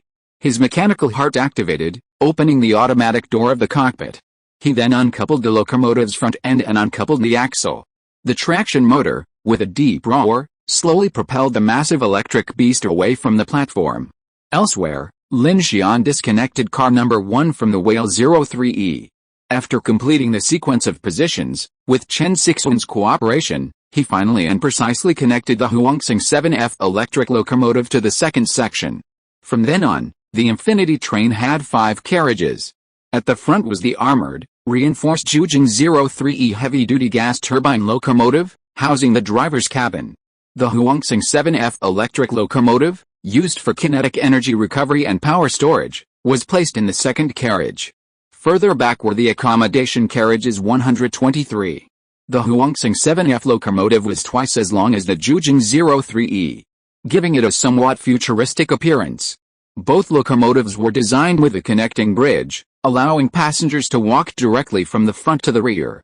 However, as this was a temporary addition, Lin Xian hadn't had time to upgrade the electric locomotive's armor. But once the connection was complete, there was no time for that. Before dark, Lin Xian immediately started the new Infinity train and began heading east along the Jiangyu line. Clang, clang. The train slowly accelerated. Lin Xian increased his speed to around 80 km per hour. Meanwhile, the increased payload was significantly increasing his energy consumption. There's no tunnel on the road to Biwen Station, and the terrain is relatively flat. Just be careful of falling rocks, Chen Sixuan reminded Lin Xian, recording the car's speed. Lin Xian nodded, okay, I'll stop if anything happens. What happened to those guys yesterday? Dead. Lin Xian glanced at Chen Sixuan. They were a rotten family, setting traps to steal money and kill people. They were all eaten clean by zombies last night. Chen Sixuan's expression changed slightly. She knew Lin Xian had some tricks up his sleeve, but hearing him say his entire family was dead still made her shudder. In such a short time, a harmonious and safe world had suddenly turned into a life and death hell. For Chen Sixuan, a beautiful, wealthy woman raised in the honeypot of an educated family, it was hard to accept. Zizzy, this is the Oasis convoy. Last notification. As long as you have supplies, weapons, or you have some kind of superpower, you can join our team and gain hope of survival. Only by sticking together can you keep warm. Don't have any illusions. Zizzy Avenue 312 in the direction of leaving the city has been completely paralyzed and blocked. You can only detour from Linear Road. There are a large number of zombies gathering in Dongchang district. Don't shoot easily, otherwise no one will be able to rush out. Zizzy, Jiangchang Bunker, welcomes all superpowered people and beauties. We are rooted in the Jiangchang Military Nuclear Facility bunker. There are more than 300 people with clear division of labor, and we can withstand the polar night. Zizzy, today is the last day. I say it again. I am in room 1304, Building A, Mingwang Community. There are sufficient supplies. It is the safest doomsday survival house. It only takes in beauties between the ages of 16 and 30. There are 2 spots left. Z. The patrol battalion stationed in Yubai City is reporting that Yancheng and Fengcheng have completely entered polar night. Along the Linshan Mountains, from Jiangcheng and Luolin City to Hechi and the Minjiang River, a large-scale eruption of strange entities has occurred within a 100 to 300 kilometers radius eastward. The radiation level is ominous. The radio reported that Yancheng and Fengcheng, not far from Jiangcheng, had also fallen. According to numerous survivors' reports, if they could escape 200 to 300 kilometers eastward, they could recoup an hour of daylight. This also roughly estimates the speed at which the dark tide engulfs the third star abyss. While 200 to 300 kilometers might not sound like a long distance, it's crucial to remember that in this apocalyptic environment, with transportation paralyzed and zombies swarming everywhere, the mere darkness of night brings endless fear of death. Escaping 200 to 300 kilometers is no easy feat. Chen Sixuan calculated, holding the driving log. If the survivor's intelligence is accurate, and we pass Yashin today and can reach Biwen Station, We should be able to reach Duan around 4:30 p.m. tomorrow. We can't go that far. Lin Xian shook his head from the driver's seat. We'll have to stop once it gets dark. I'm not confident driving at night right now. Besides, road conditions and visibility are also issues. At this point, Lin Xian began to think that he might need radar or drones to help him monitor road conditions. Otherwise, if he encountered a broken track or a boulder blocking the road, he would be driving blindly. At best, he would derail, and at worst, the car would be destroyed and everyone on board would die. New book, please read it. Chapter 18 Roadblock. The train pulled out of Jiangxi terminal and out of the city. Silence settled, the only sound echoing from the rails. Lin Xian looked up.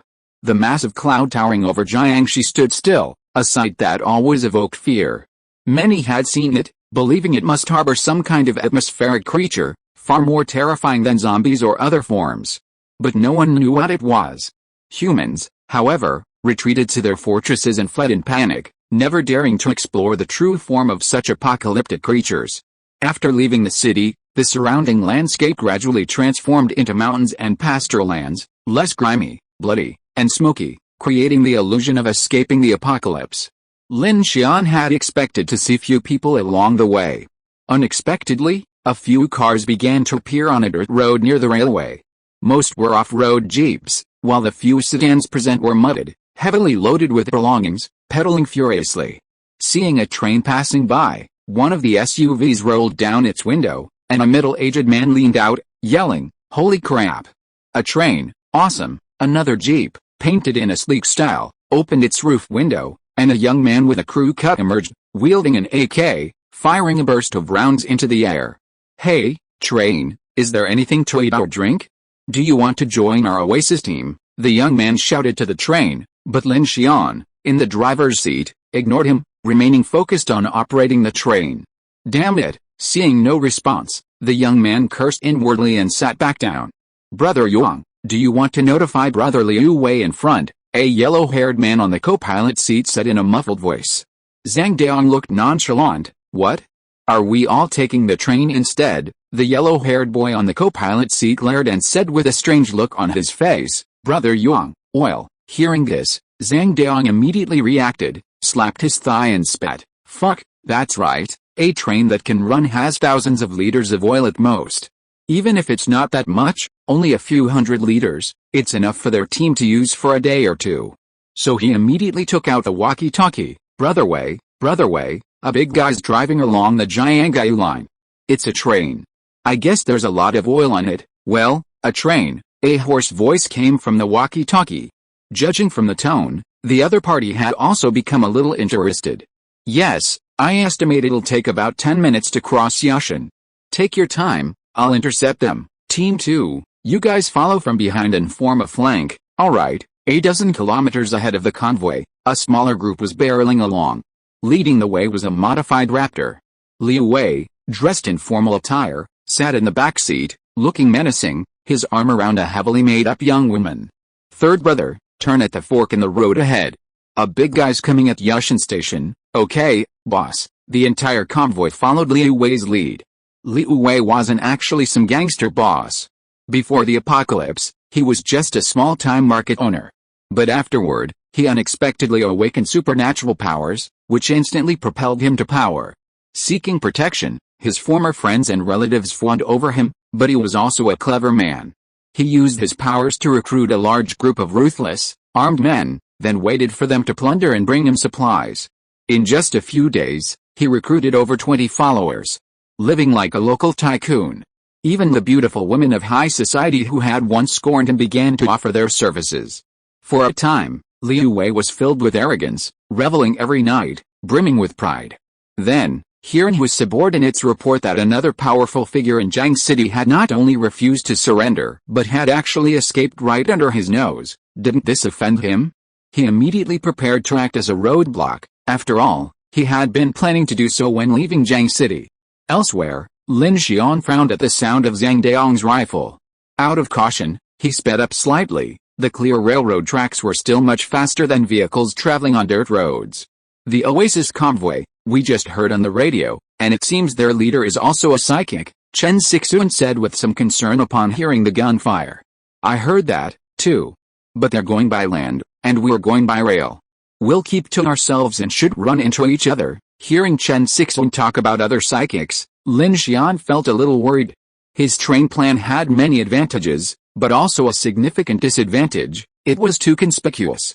A large train would attract the attention of many survivors. "We need to find more teammates, otherwise everyone will be targeting us, and it would be difficult to deal with." Chen Sixuan glanced at him in surprise, then looked away. "I've seen your post before, and I think it's hard for others to believe your plan if they don't know about your abilities." "I know," Lin Xian said casually. "Quality of teammates is more important than quantity. My ability isn't to be a coachman for everyone, to pull anyone aboard. Unless they're valuable, I'd better not cause trouble for myself." He glanced at Chen Sixuan and smiled.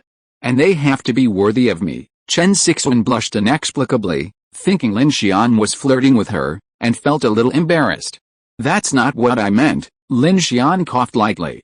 "It's not about good looks, but about character and personality." His explanation made Chen Sixuan blush even more. She didn't even meet his gaze, her head buried in writing something in her logbook. Clank, clank. The train sped across the flat plain. Just then, Lin Xian's enhanced vision spotted a wrecked car lying across the tracks at Yushan Station. The car was positioned so neatly that it was obvious it was intentional, intended to block a passing train. An ambush. Lin Xian's expression froze, and he shouted to Chen Sixuan, who was standing beside him, "Get to the back. Quick, hold on tight." Chen Sixuan, sensing the danger, obediently ran to the back of the train, car number 1. Spotting the sleeping girl again, she ran over and embraced her. Behind the pillars on the platform of Yushan Station, Liu Wei and his men had already ambushed them with guns and live ammunition. Hearing the rumbling of the approaching iron wheels, he looked out, only to see that the train showed no sign of slowing down. He was immediately enraged and shouted, "Shoot!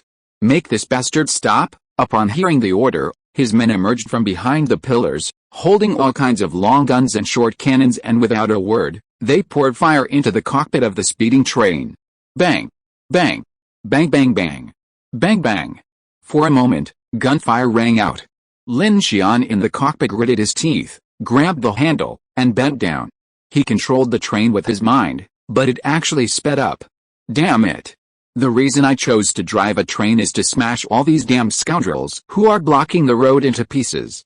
New book, please read it. Chapter 19, The Superpower. Ah! Lin Xian cried out, his blood boiling. Braving the hail of bullets, he charged forward with all his might. Boom! Facing the high-speed impact of the 200-ton gas turbine engine, the thin-skinned sedan blocking the road was instantly shattered in half, sparks flying and debris flying everywhere. Lin Xian and Chen Sixuan in the cockpit felt the car pause slightly before it rushed forward. It was as simple as running over a broken cardboard box. Bang! Bang! Bang! A rain of bullets rained down on the all-metal car, leaving only a few white spots. Instead, a stray bullet ricocheted and pierced the thigh of one of Liu Wei's men. Ah! The man immediately covered his thigh in agony. In a flash, the train sped away. Seeing this, Liu Wei's dignity vanished, and he was enraged. A green light flashed in his eyes, and his shirt burst open. 4 dark green tentacles extended from his back, scrambling swiftly, like a swift spider, chasing after him along the tracks. These 4 tentacles possessed immense strength, capable of lifting tons, and their agility was exceptional. Through training, Liu Wei even discovered that his strength and speed could be continuously improved, so he proudly gave himself the title of 4-winged heavenly king. Plop. Just as Lin Xian and Chen Sixuan thought they had broken free from the obstruction, an eerie sound echoed from the train's roof. Lin Xian's expression froze, and he immediately slowed the train down, grabbing his dagger. He had to slow down, or he wouldn't have enough energy to deal with the emergency. Boom, boom, boom. Something seemed to be clinging to the roof of the car, frightening Chen Sixuan so much that she huddled up in a ball. Lin Xian, hearing the sound, suddenly backed away. At that moment, a middle-aged man with tentacles suddenly appeared in front of the car window. Good boy, you've got some guts. You dare to charge my checkpoint. Liu Wei, upon seeing Lin Xian in the driver's seat, was just a young man, and he immediately scolded him. But then, his eyes flickered to Chen Sixuan, huddled in the aisle, and his eyes suddenly lit up. Oh, there's a pretty girl too. Chen Sixuan blanched in fear at Liu Wei's extended tentacles. Liu Wei, now resembling a movie monster, his eyes a dark green, his 4 disgusting tentacles swaying. A superpower? Lin Xian's heart skipped a beat.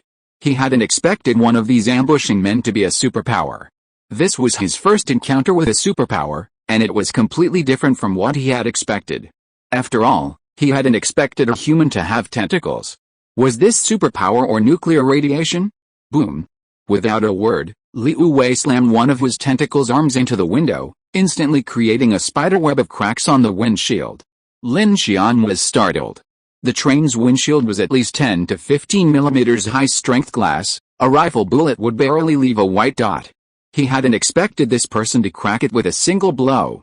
What kind of terrifying force was this? Liu Wei was equally astonished. He was well aware of the power of his own tentacle, but the blow didn't penetrate the glass directly. It seemed the train's protection level was quite high. Damn it, Lin Xian's expression turned cold, and he slammed on the brakes, bringing the train to a rapid stop. However, Liu Wei, seeing Lin Xian leave the driver's seat, hadn't anticipated the train's sudden stop. Caught off guard, he was thrown out by inertia. Close the door. Lin Xian stepped around Chen Sixuan, knife in hand, and opened the driver's door at the rear of the aisle. Seeing Lin Xian stop, Chen Sixuan exclaimed in surprise, "What are you doing? Kill him!" Bang! Lin Xian leaped out and closed the iron gate. He knew full well that a psychic like Liu Wei could catch up to the train and breach the defenses. Staying inside would only lead to death. Rather than having his windshield shattered, it would be better to eliminate him directly. Otherwise, a shattered windshield would take him hours to repair. And once it was dark, his presence would be exposed, and encountering that strange insect from last night would likely result in an even more horrible fate. Liu Wei rolled on the ground and, furiously rising, saw the young man in the driver's seat disembark, knife in hand. He couldn't help but laugh. "What? You want to be a hero and save the damsel in distress, brother? Haha," he scoffed, his tentacles extending, appearing immense. He addressed Lin Xian with a domineering voice, "Excuse me, but today I'm going to take your life, your car, and your woman too. I'll take good care of her." Lin Xian's eyes hardened, and without a word, he raised his hand and unleashed a powerful wind cannon blast right in Liu Wei's face. A burst. A sharp wind lance blasted out. Liu Wei, seeing Lin Xian raise his hand, was about to react when he suddenly felt a sledgehammer strike his head, sending him flying backward. Shit. A psychic. Liu Wei was horrified, realizing immediately that the other person was also a psychic like him. He had only recently awakened his powers and lacked combat experience. He was caught off guard and Lin Xian had taken advantage of his surprise attack, causing him to break out in a cold sweat. However, his awakening had greatly improved his physical fitness and reflexes. With a single thought, despite being sent flying, Liu Wei still managed to reach out from midair with a tentacle that swiftly wrapped around Lin Xian's ankle. The tracks lay adjacent to a deep valley and slope. While airborne, Liu Wei used his other tentacles to steady himself, but they tore through the wire fence surrounding the tracks, sending both of them tumbling down the slope. Lin Xian hadn't expected Liu Wei's seemingly massive tentacle to be so fast. Furthermore, his close-range wind cannon only sent it flying, leaving a shallow hole in its forehead. This demonstrated the terrifying defensive capabilities of a psychic. His ankle was entangled, and a powerful force gripped it, causing him to gasp in pain. If it weren't for his enhanced strength and defense, his ankle would have been severed by that single grip. Buzz buzz buzz. The world spun around, and Liu Wei's tentacles snapped several bushes as he fell. Lin Xian dropped the dagger, clutching his head, and was dragged along by Liu Wei, tumbling to the riverbed at the bottom of the slope. Heart-wrenching pain. As Lin Xian struggled to open his eyes, a piercing pain shot through his body. He immediately looked around and soon spotted Liu Wei, tentacles flaring, stumbling to his feet not far away. Liu Wei was in the front, his massive tentacled body blocking nearly every sharp rock and plant in the path. He was now covered in blood and in a state of extreme distress. Ugh! Holy crap! Although his defense had improved considerably, Liu Wei's back was now ripped and torn, and one of his legs was dislocated, the pain nearly shattering his back teeth. Fuming, Liu Wei looked up at Lin Xian, who had been dragged down. He dared not show any contempt. He couldn't comprehend what kind of supernatural power it was that could send him flying with his bare hands. In this situation, he had to fight for his life, to strike first. But when his gaze focused on Lin Xian, who lay on the ground, he saw that he had opened his eyes and pointed a finger at his forehead. Oh my god. Again, Liu Wei's heart skipped a beat, and he immediately extended his 4 tentacles to protect his face. But the expected attack didn't materialize. Instead, the action reopened the deep wounds on his back, gushing blood and nearly suffocating him. A feint? Liu Wei didn't have time to cry out in pain. The tentacles flared open, only to see the young man, hands on the ground, charging towards him like a hound, desperately punching him in the face where the tentacles had just been released. Bang! Lin Xian's full-strength punch nearly shattered Liu Wei's nose, causing him to black out. Tentacles instinctively lashed out forward, but all missed. He hadn't expected such a youthful-looking individual to strike so fiercely and ruthlessly, even using a feint. It was beyond the ability of Liu Wei, a middle-aged man who'd spent years at the market, to react. Having suffered 2 consecutive setbacks, Liu Wei was beginning to feel a sense of fear. His convoy had only been operating for a day, and he already felt the aura of death bearing down on him. New book, please read. Chapter 20, Life-Threatening Kill. Lin Xian's heart pounded wildly, his eyes wide with the grim rage as he stared at the fallen Liu Wei. The gore and pain seemed to unleash a frenzy within him. I can't die, I don't want to die, the instinct for survival surged, and the pain in his body seemed to instantly become numb. With one successful strike, he knocked Liu Wei to the ground. Without even pausing, he turned, raised his hand, and unleashed a powerful blow in Liu Wei's face. Puff! A bloody hole suddenly appeared on Liu Wei's face. Ah! Liu Wei screamed ferociously, and his 4 tentacles swept up pebbles from the riverbed and hurled them wildly in Lin Xian's direction. The force was so great that the rocks whistled in the wind. Lin Xian didn't dare to be careless and quickly dodged to the side. I'll smash you to death, Liu Wei, now cornered, his heart and liver trembling, frantically rolled up rocks and hurled them at Lin Xian. He saw that the man before him was agile, and aside from the ability to fire some hidden weapon, he didn't seem to pose any other threat. Otherwise, he wouldn't be alive. As it turned out, Liu Wei's simple-minded prediction had indeed been correct. Lin Xian, now left with only a wind cannon and a useless ice shield, could only engage Liu Wei in close combat. Furthermore, Liu Wei was already on guard, making it difficult for Lin Xian to get close again. 2 hands against 6. If the opponent dared to get close, Liu Wei had no idea how he would lose. But he also feared Lin Xian's ranged attacks. So, after they distanced themselves, they both breathed, neither of them attacking immediately. Beep, beep. At that moment, the watch on Lin Xian's wrist suddenly beeped. Both of their expressions changed, as Liu Wei realized it too. It was getting dark. Brother, it's getting dark. How about we stop fighting and go back? Liu Wei's face was covered in blood, his eyes dark green, and he looked like a demon crawling out of a sea of blood. Lin Xian sneered. Do you think it's possible? What kind of idiot would believe such nonsense in a doomsday scenario? Liu Wei's eyes twitched slightly. The young man across from him was no pushover, undeceived by his deception. Alright, then, let me see how many more times you can point. Liu Wei's eyes flickered over Lin Xian.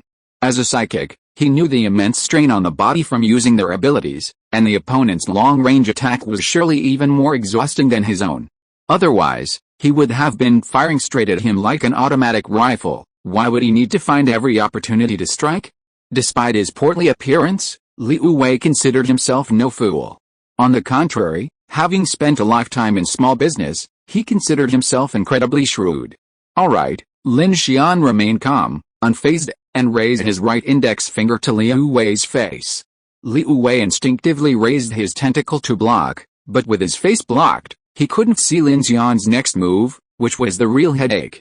With a sudden change of mind, he shielded his face with 2 tentacles while using the other 2 to grab pebbles from the ground and fling them towards Lin Xian.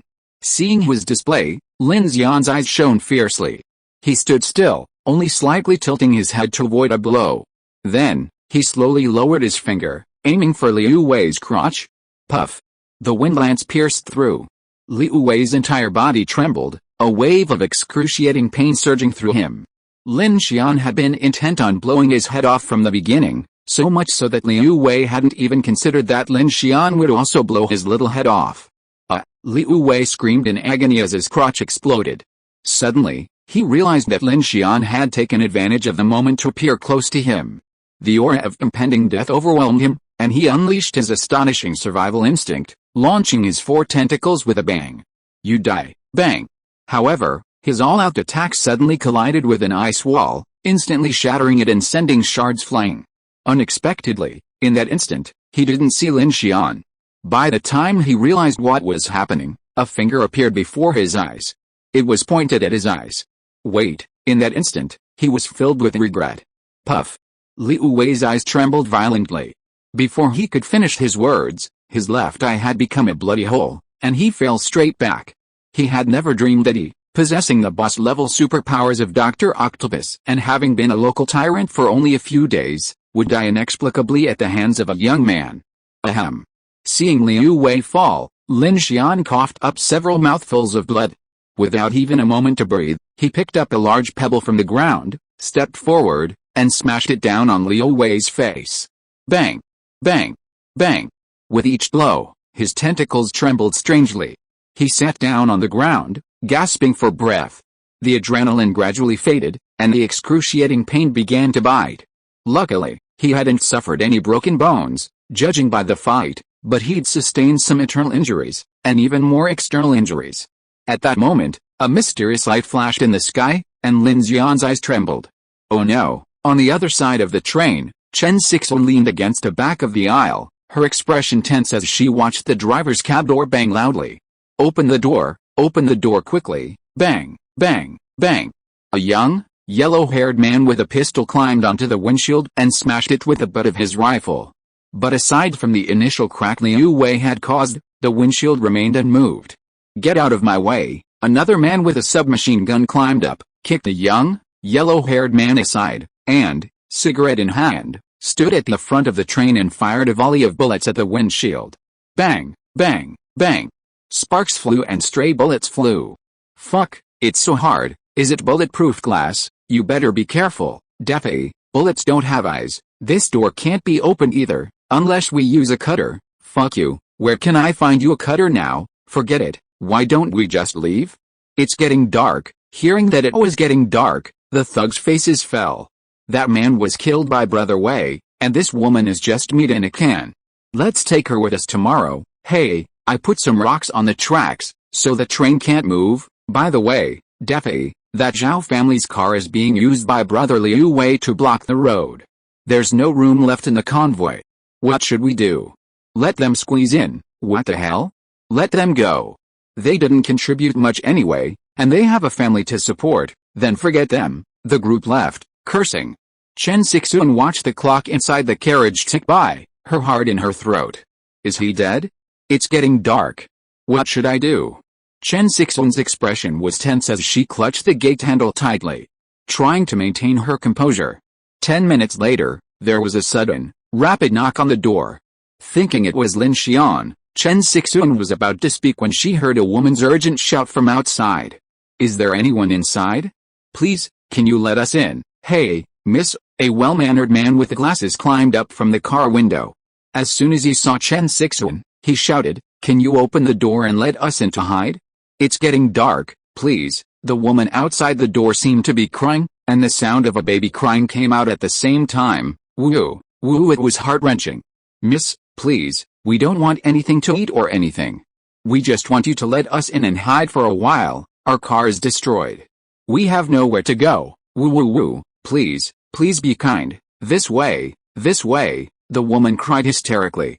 If you are worried, can you just save my child? He's so young and can't eat much, please. The woman's cries, the man's pleas, the baby's wails, a series of sounds bombarded Chen Sixuan's ears. She huddled in a corner, covering her ears tightly, silent tears falling, her heart struggling with a shrill cry. Stop shouting, stop shouting. The clock in the cab ticked slowly. Gradually, the cries faded, and the knocking on the door stopped abruptly. Night fell. New book, please read. Chapter 21 Teacher. Watching the light suddenly dim, Chen Sixuan immediately knelt and crawled into the cab, using Lin Xian's phone light to determine the train's mileage. Then she returned to the corner, took out the notebook, and trembling as she carefully wrote down, Day 1, departure from Jiang City, driving time 50 minutes, Driving distance 54 kilometers, dawn time 1600 hours, dusk time 1845. Chen Sixuan's eyes trembled constantly, and she was on the verge of collapse, as if possessed.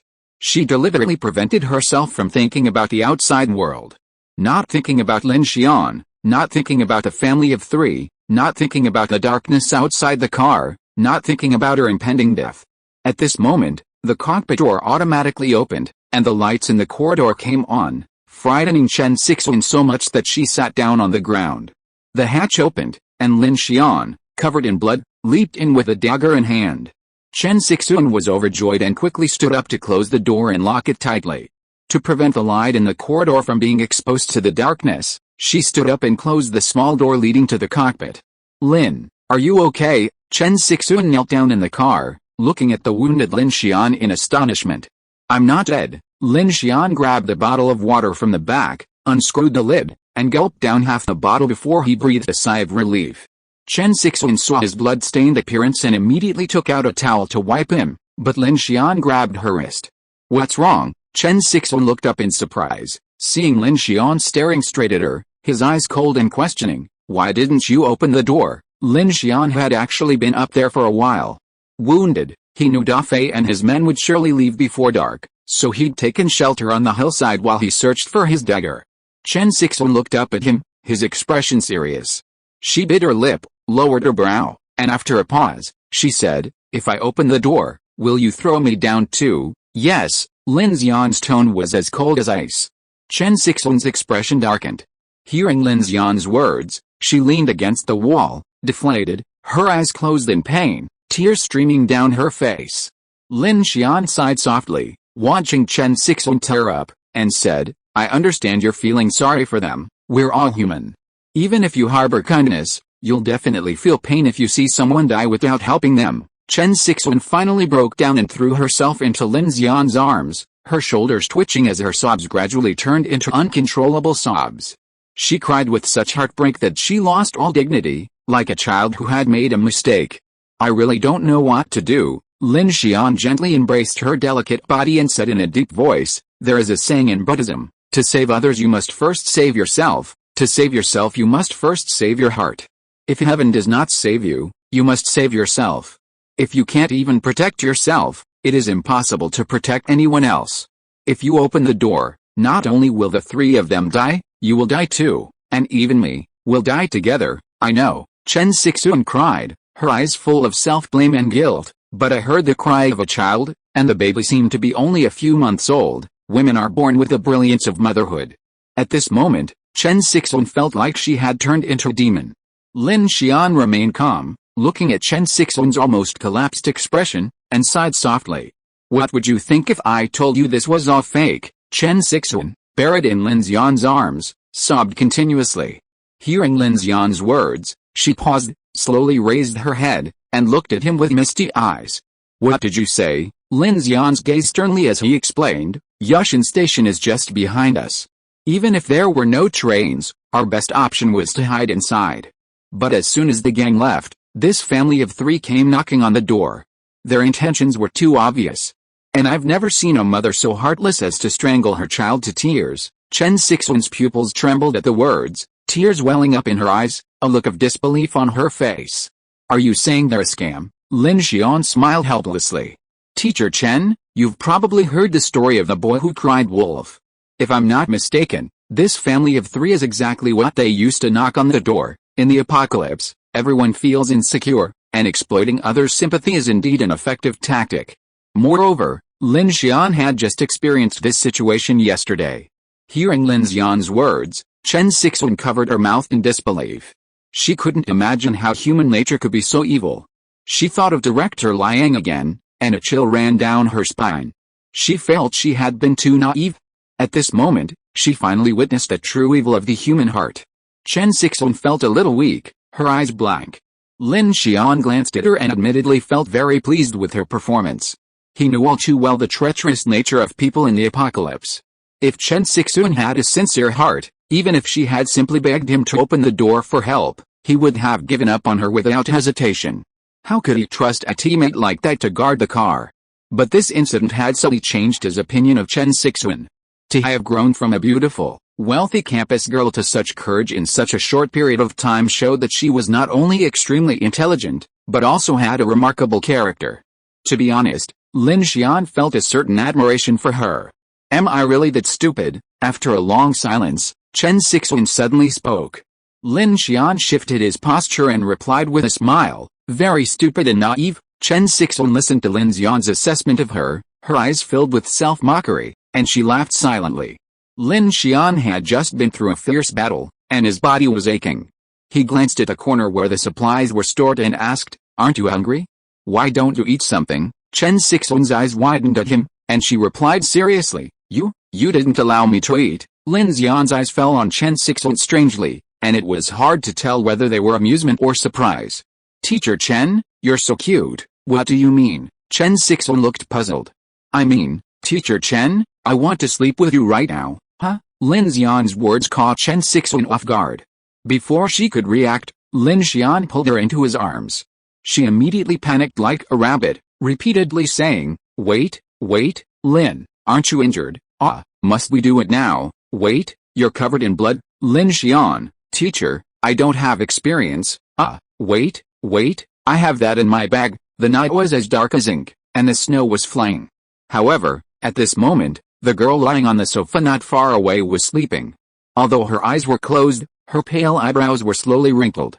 New book, please read. If you are listening to this novel on a channel other than Fanfic World, it means it was downloaded and re-uploaded without effort. We warmly invite you to visit our channel, Fanfic World. There you will find the original version of this story and many other novels of various genres. We look forward to seeing you dive into a world of incredible novels. Chapter 22: The Destroyed Convoy. Beep, beep. Inside carriage 1, Lin Xian lay on a comfortable Simmons mattress, feeling the warmth and softness of a woman in his arms. After 2 sleepless nights, he finally had a good night's sleep. He checked the time. 2 p.m. Thankfully, it had been a peaceful night. It was still dark outside. Lin Xian had set the time so he could observe the exact time of daybreak. The night had been too long, and they had slept too long. Chen Sixuan, who was lying on his body, had already woken up, remaining silent. Seeing Lin Xian rise, she blushed as she quickly dressed and pulled up her pants. Then, she whispered to him. They seemed to have blocked the tracks with rocks. Lin Xian pulled Chen Sixuan close, lowered his head, and gently pecked her lips. "I know. I took care of it before I got on the train." Chen Sixuan shyly retreated from his embrace, picked up the logbook, and spoke to herself, including the distance from Yushan Station. "We covered 54 kilometers yesterday. If the survivors are telling us, we should be up before 5 p.m. today." After a night of revelry, she avoided Lin Xian's gaze as she spoke. "Let's see." Lin Xian checked his watch. "At this distance, we might not be able to see any changes." Yeah, because it was still pitch black outside, they kept their conversations low and took out their food and water to eat. Lin Xian leaned against the aisle, one hand on the floor, surveying the situation outside the car. He also checked his own injuries. Just as he'd expected, he was recovering remarkably quickly. A psychic's body was a qualitative difference from that of an ordinary person. Furthermore, after yesterday's life-or-death battle with Liu Wei, Lin Xian's wind cannon skill had vastly improved. Wind cannon LV, 1, 25/100, ice shield LV, 1, 6/100. Yesterday's battle had felt like a complete and utter sacrifice. It was the first time he'd known how ruthless and decisive he could be. He admired his own ability to maintain absolute composure at the crucial moment. Time ticked by. Lin Xian watched the ticking of his watch. 3 p.m., still dark. 4 p.m., still dark. The later it got, the faster they needed to flee. But Lin Xian's biggest worry was the fact that the dawn wouldn't change at all. That was the most despairing thing. The temperature had dropped to around 0 degrees Celsius. Lin Xian and Chen Sixuan both donned long-sleeved clothing to ward off the cold.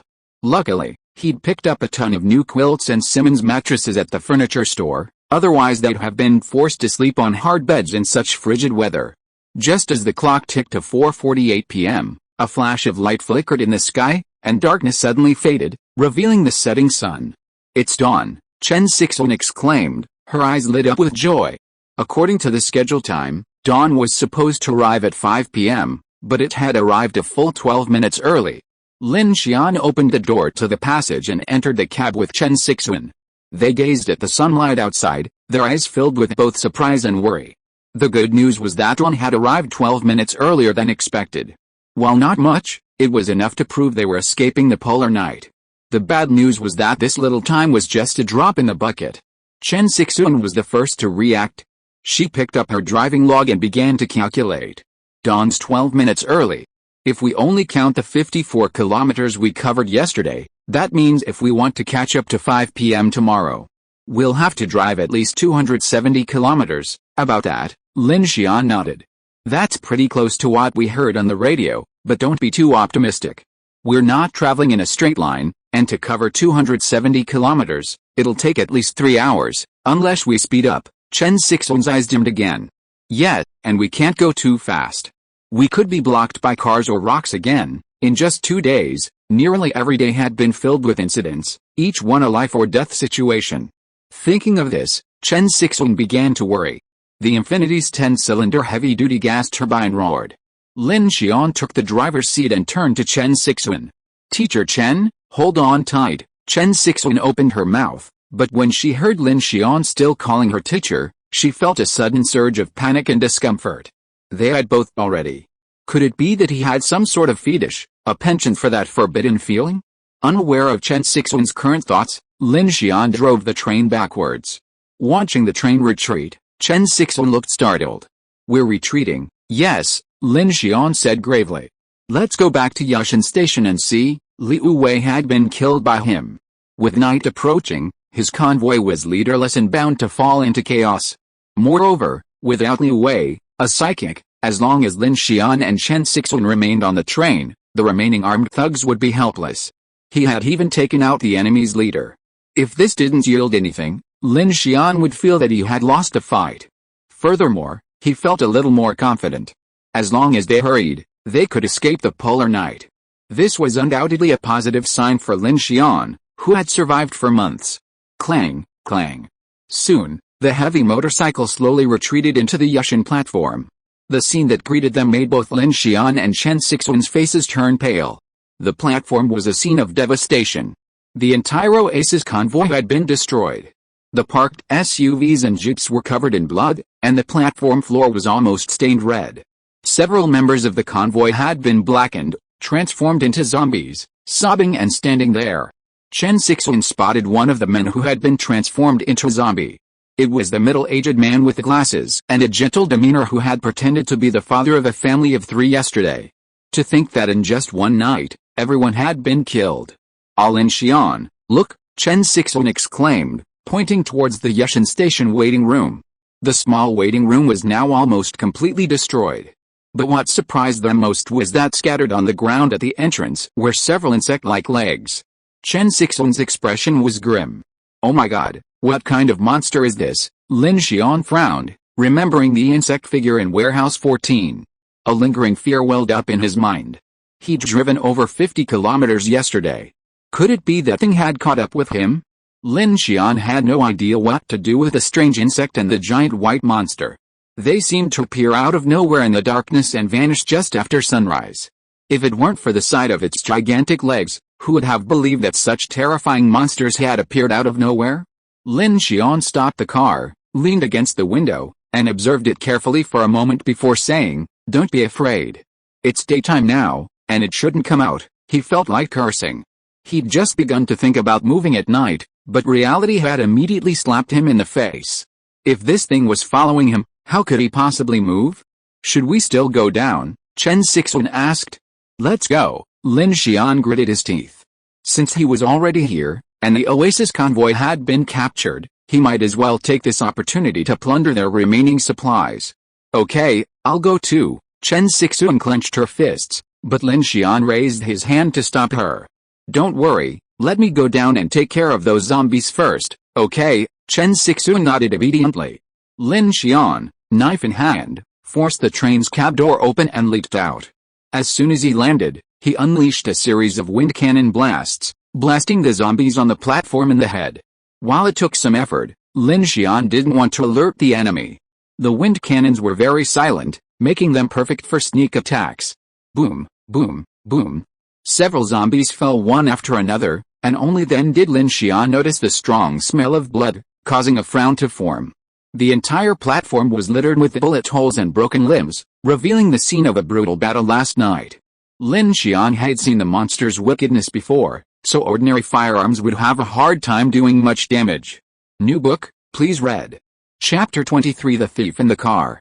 Ugh, the sheer bloodiness of the scene still managed to break down the defenses of Chen Sixuan, a gentle university teacher. As she stepped out of the car, the stench of blood assaulted her, and she immediately began to dry heave. Lin Xian was about to console her, but she raised her hand and said, No, I'm fine. Chen Sixuan's expression was utterly grim, but Lin Xian could see she was trying desperately to come to terms with the situation. He understood and said nothing more. Be careful, there might be survivors or other zombies. Yes, Chen Sixuan nodded.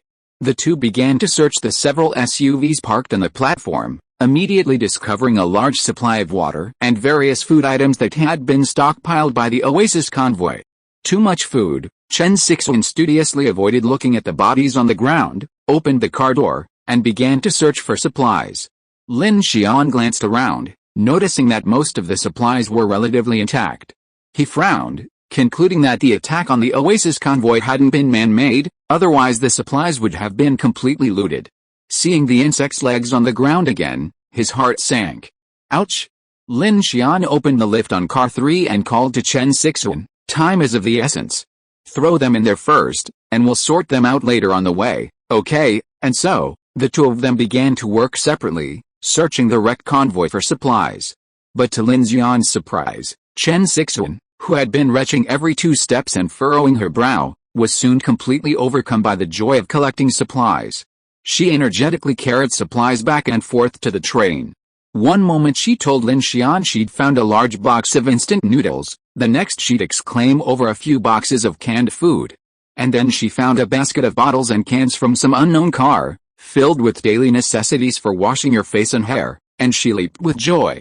Lin Xian watched her expertly scurry around the corpses, and he marveled at how adaptable this woman was, far exceeding his expectations.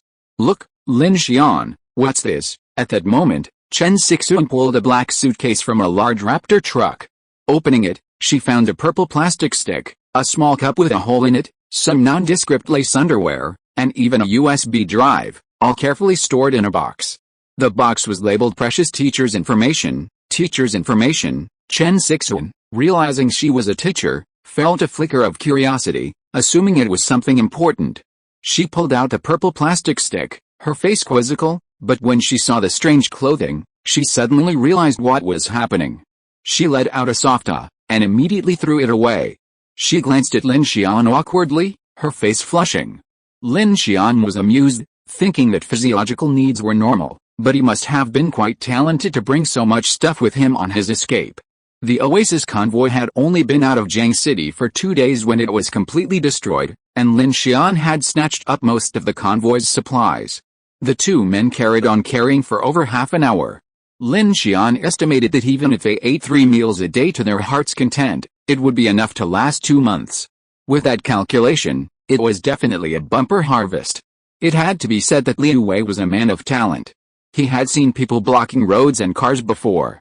But this guy was the first to dare to block a train. He relied on his superpowers to be so stubborn. His death was not unjust, it was actually a great gift to Lin Xian. However, after searching for a while, Lin Xian only found 3 rifles and a pistol at the scene. None of them were of good quality, and not a single bullet was left. What kind of monster could have hit so hard? Lin Xian frowned as he took the guns from the corpse. If he couldn't make bullets, these guns would be just decorations. Or maybe he could just devour them? Even so, Lin Xian felt it would be a waste to devour the guns he had worked so hard to find. Regardless, he would take them away first. Almost done, let's get going. Lin Xian raised the hydraulic tailgate and prepared to depart. The most urgent task was to hurry, they had already gathered most of the useful items. At that moment, his mechanical mind, covering the entire train car, suddenly detected movement within. He frowned. He turned and gestured to Chen Sixuan to silence her. Seeing Lin Xian's strange expression, Chen Sixuan's face also changed, and she looked in the direction of the train. Someone on the train. Lin Xian's face darkened, remembering that there was a living person on the train whose identity he didn't know. Lin Xian, it's that girl, Chen Sixuan finally realized. Lin Xian stood there, feeling a mixture of amusement and tears. The girl who had been in a coma for 3 days was actually playing a trick on him. Bang! The cockpit door of the Infinity train opened, and Lin Xian and Chen Sixuan boarded, one after the other, before the door closed behind them. Lin Xian started the train just in time and said to Chen Sixuan behind him, "Teacher Chen, be careful. That girl has supernatural powers. I'll go meet her first." Lin Xian didn't want to waste time on the journey, and because he suspected the girl had supernatural powers, he didn't want her to follow him to ensure her safety. "Okay, be careful." Chen Sixuan was also filled with surprise. She had been keeping an eye on the unconscious girl the entire way, wondering why a girl hadn't woken up after 3 days of sleep.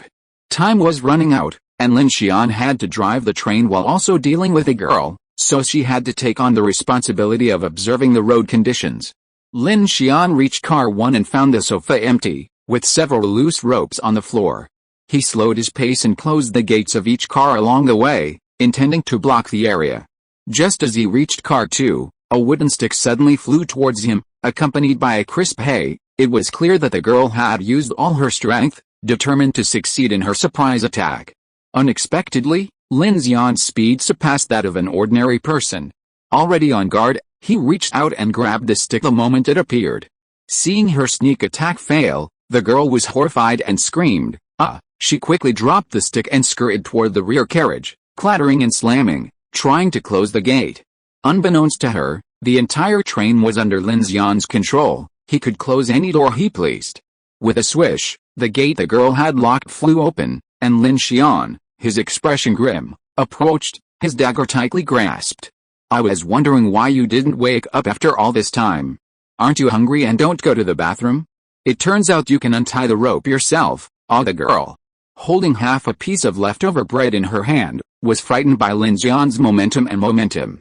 She ran while shouting, "Don't come over here, don't come over here." The girl retreated all the way and unknowingly reached car number 3.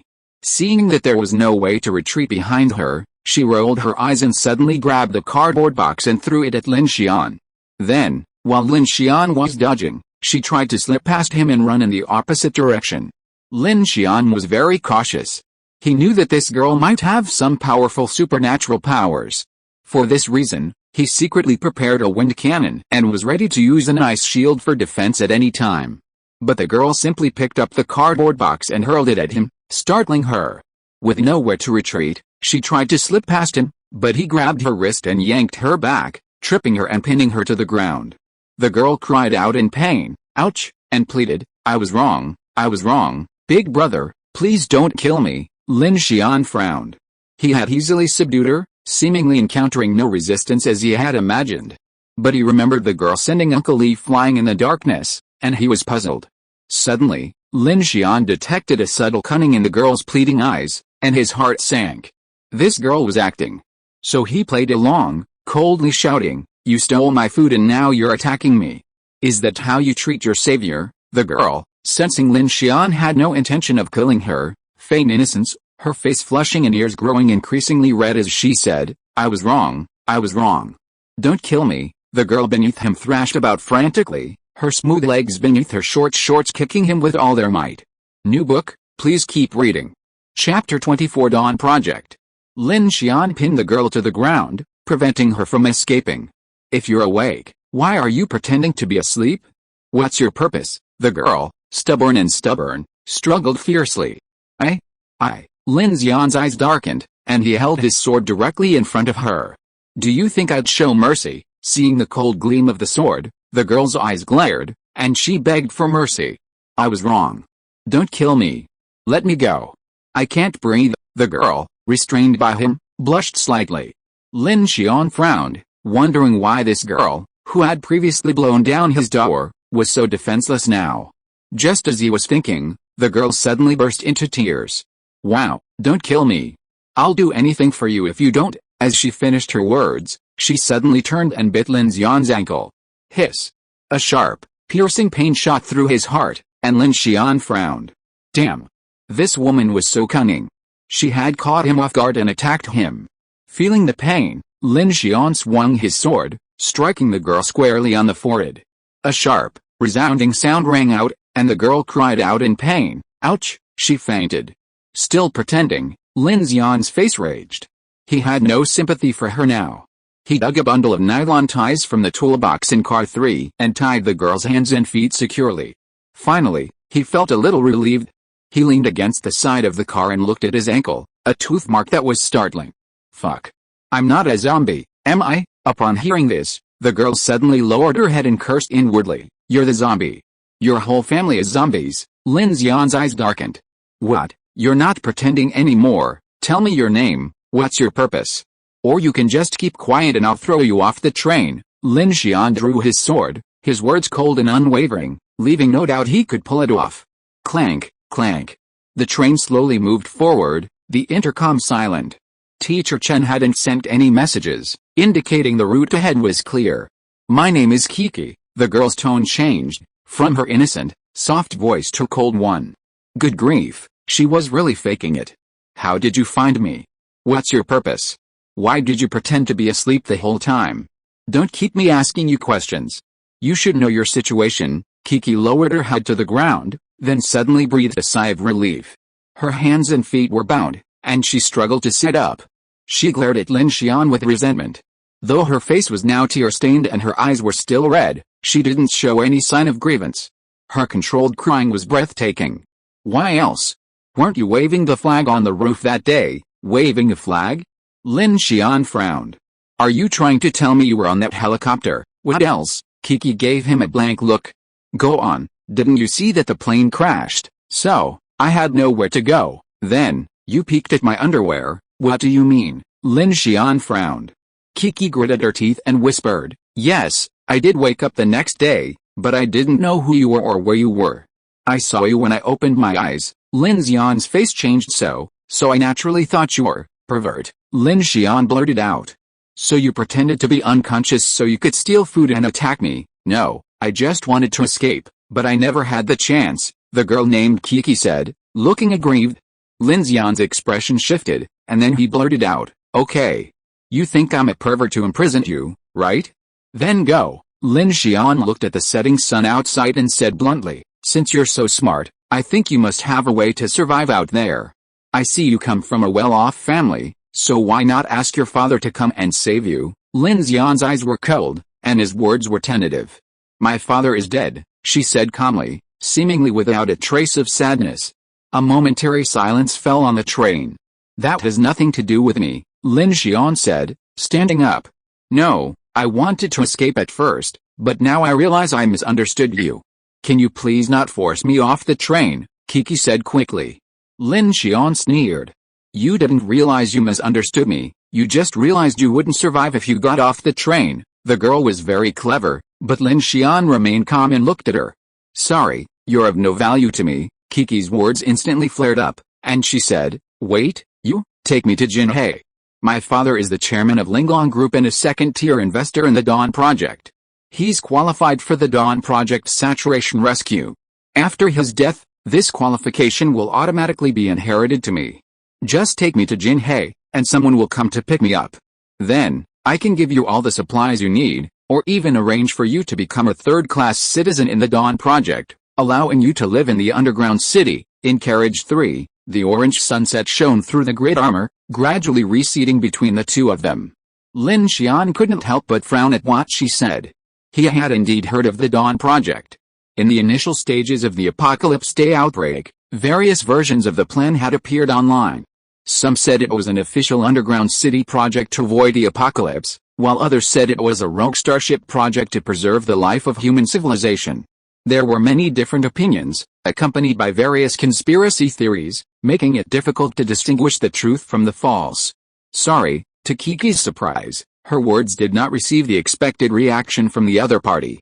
On the contrary, Lin Xian's face was as calm as water, and he directly refused. I'm not interested, you don't believe me, even if I do, I'm not interested, Lin Xian said in a deep voice, looking at her with a stern gaze. Not only am I not interested, I also find it boring. Why don't you jump in by yourself, so as not to wait for me to make a move? Regardless of whether what Kiki said was true or not, he really had no interest at all. Compared to the so-called third-class citizen of the dungeon, Lin Xian believed in his own abilities more. As long as he made good use of his abilities, the probability of survival was very high. It was better than being buried in the ground. Not to mention that in that place, he might lose his autonomy.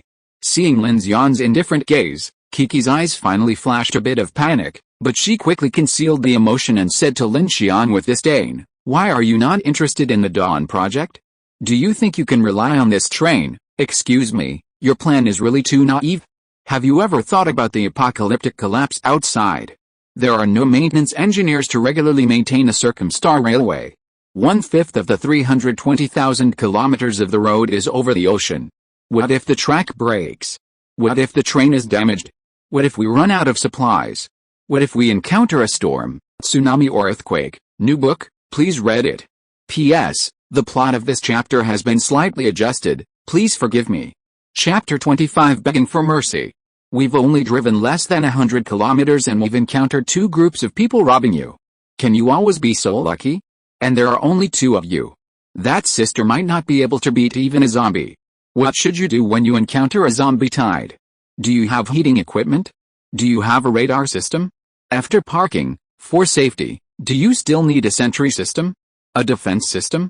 Transporting supplies is simple, but don't you need transport machinery to transport equipment? Also, people are fragile. Now that the global plague is raging, what should you do if you get infected and sick? You need doctors and antibiotics, and long-term vitamin deficiency requires vegetables and fruits. Do you have a medical system? Do you have industrial outer armor, maintenance systems, drone reconnaissance systems, etc.? Do you have ice-breaking shields when you encounter glaciers? If you need to repair the rails, you will need steel, small rail cars, and rail hoisting systems. Can you handle all these? Believe it or not, your infinite train plan may not even run 1,000 kilometers before it is completely over. It's completely over, completely gone. Kiki became more and more angry as she spoke, her eyes wide open, her chest heaving, her neat little teeth gnashing and biting. When she heard that Lin Xian actually didn't care about the Dawn project and was obsessed with running the train, she suddenly became anxious. As if she was being pushed into a corner, her eyes became serious at this moment, and she looked at a blade above her head and said anxiously. Lin Xian was stunned. Instead of being angry, his eyes became brighter and brighter, and he said with interest, "Wait, speak slower. Sentinel system, defense system, radar system, transport machinery, medical system, industrial armor, maintenance system, drone reconnaissance system, what else?" Lin Xian was interested at this time, and felt that he had gained a lot of inspiration for his mechanical ability.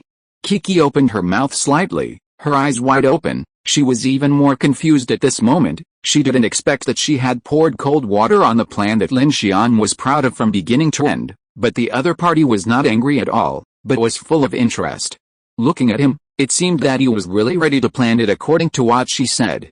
Kiki was furious. "Do you understand what I said?" "I understand. I need to prepare these systems so that my train can run faster and farther," Lin Xian said seriously. "Are you going to say that when necessary, we can install railguns and comorphic mecha devices on the train?" "You, no?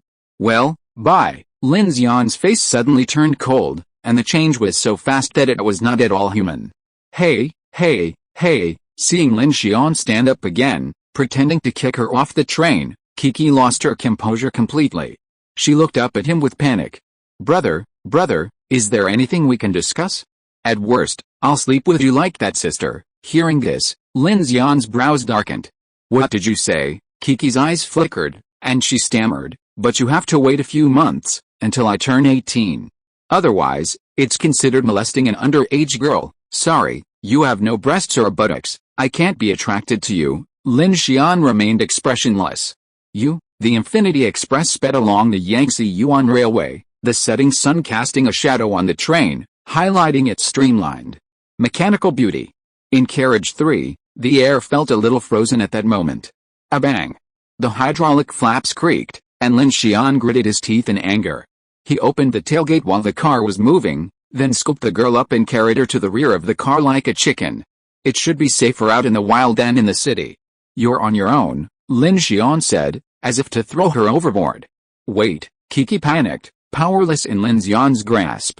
Her face paled with fear as she cried out, "Handsome, handsome, what are your conditions?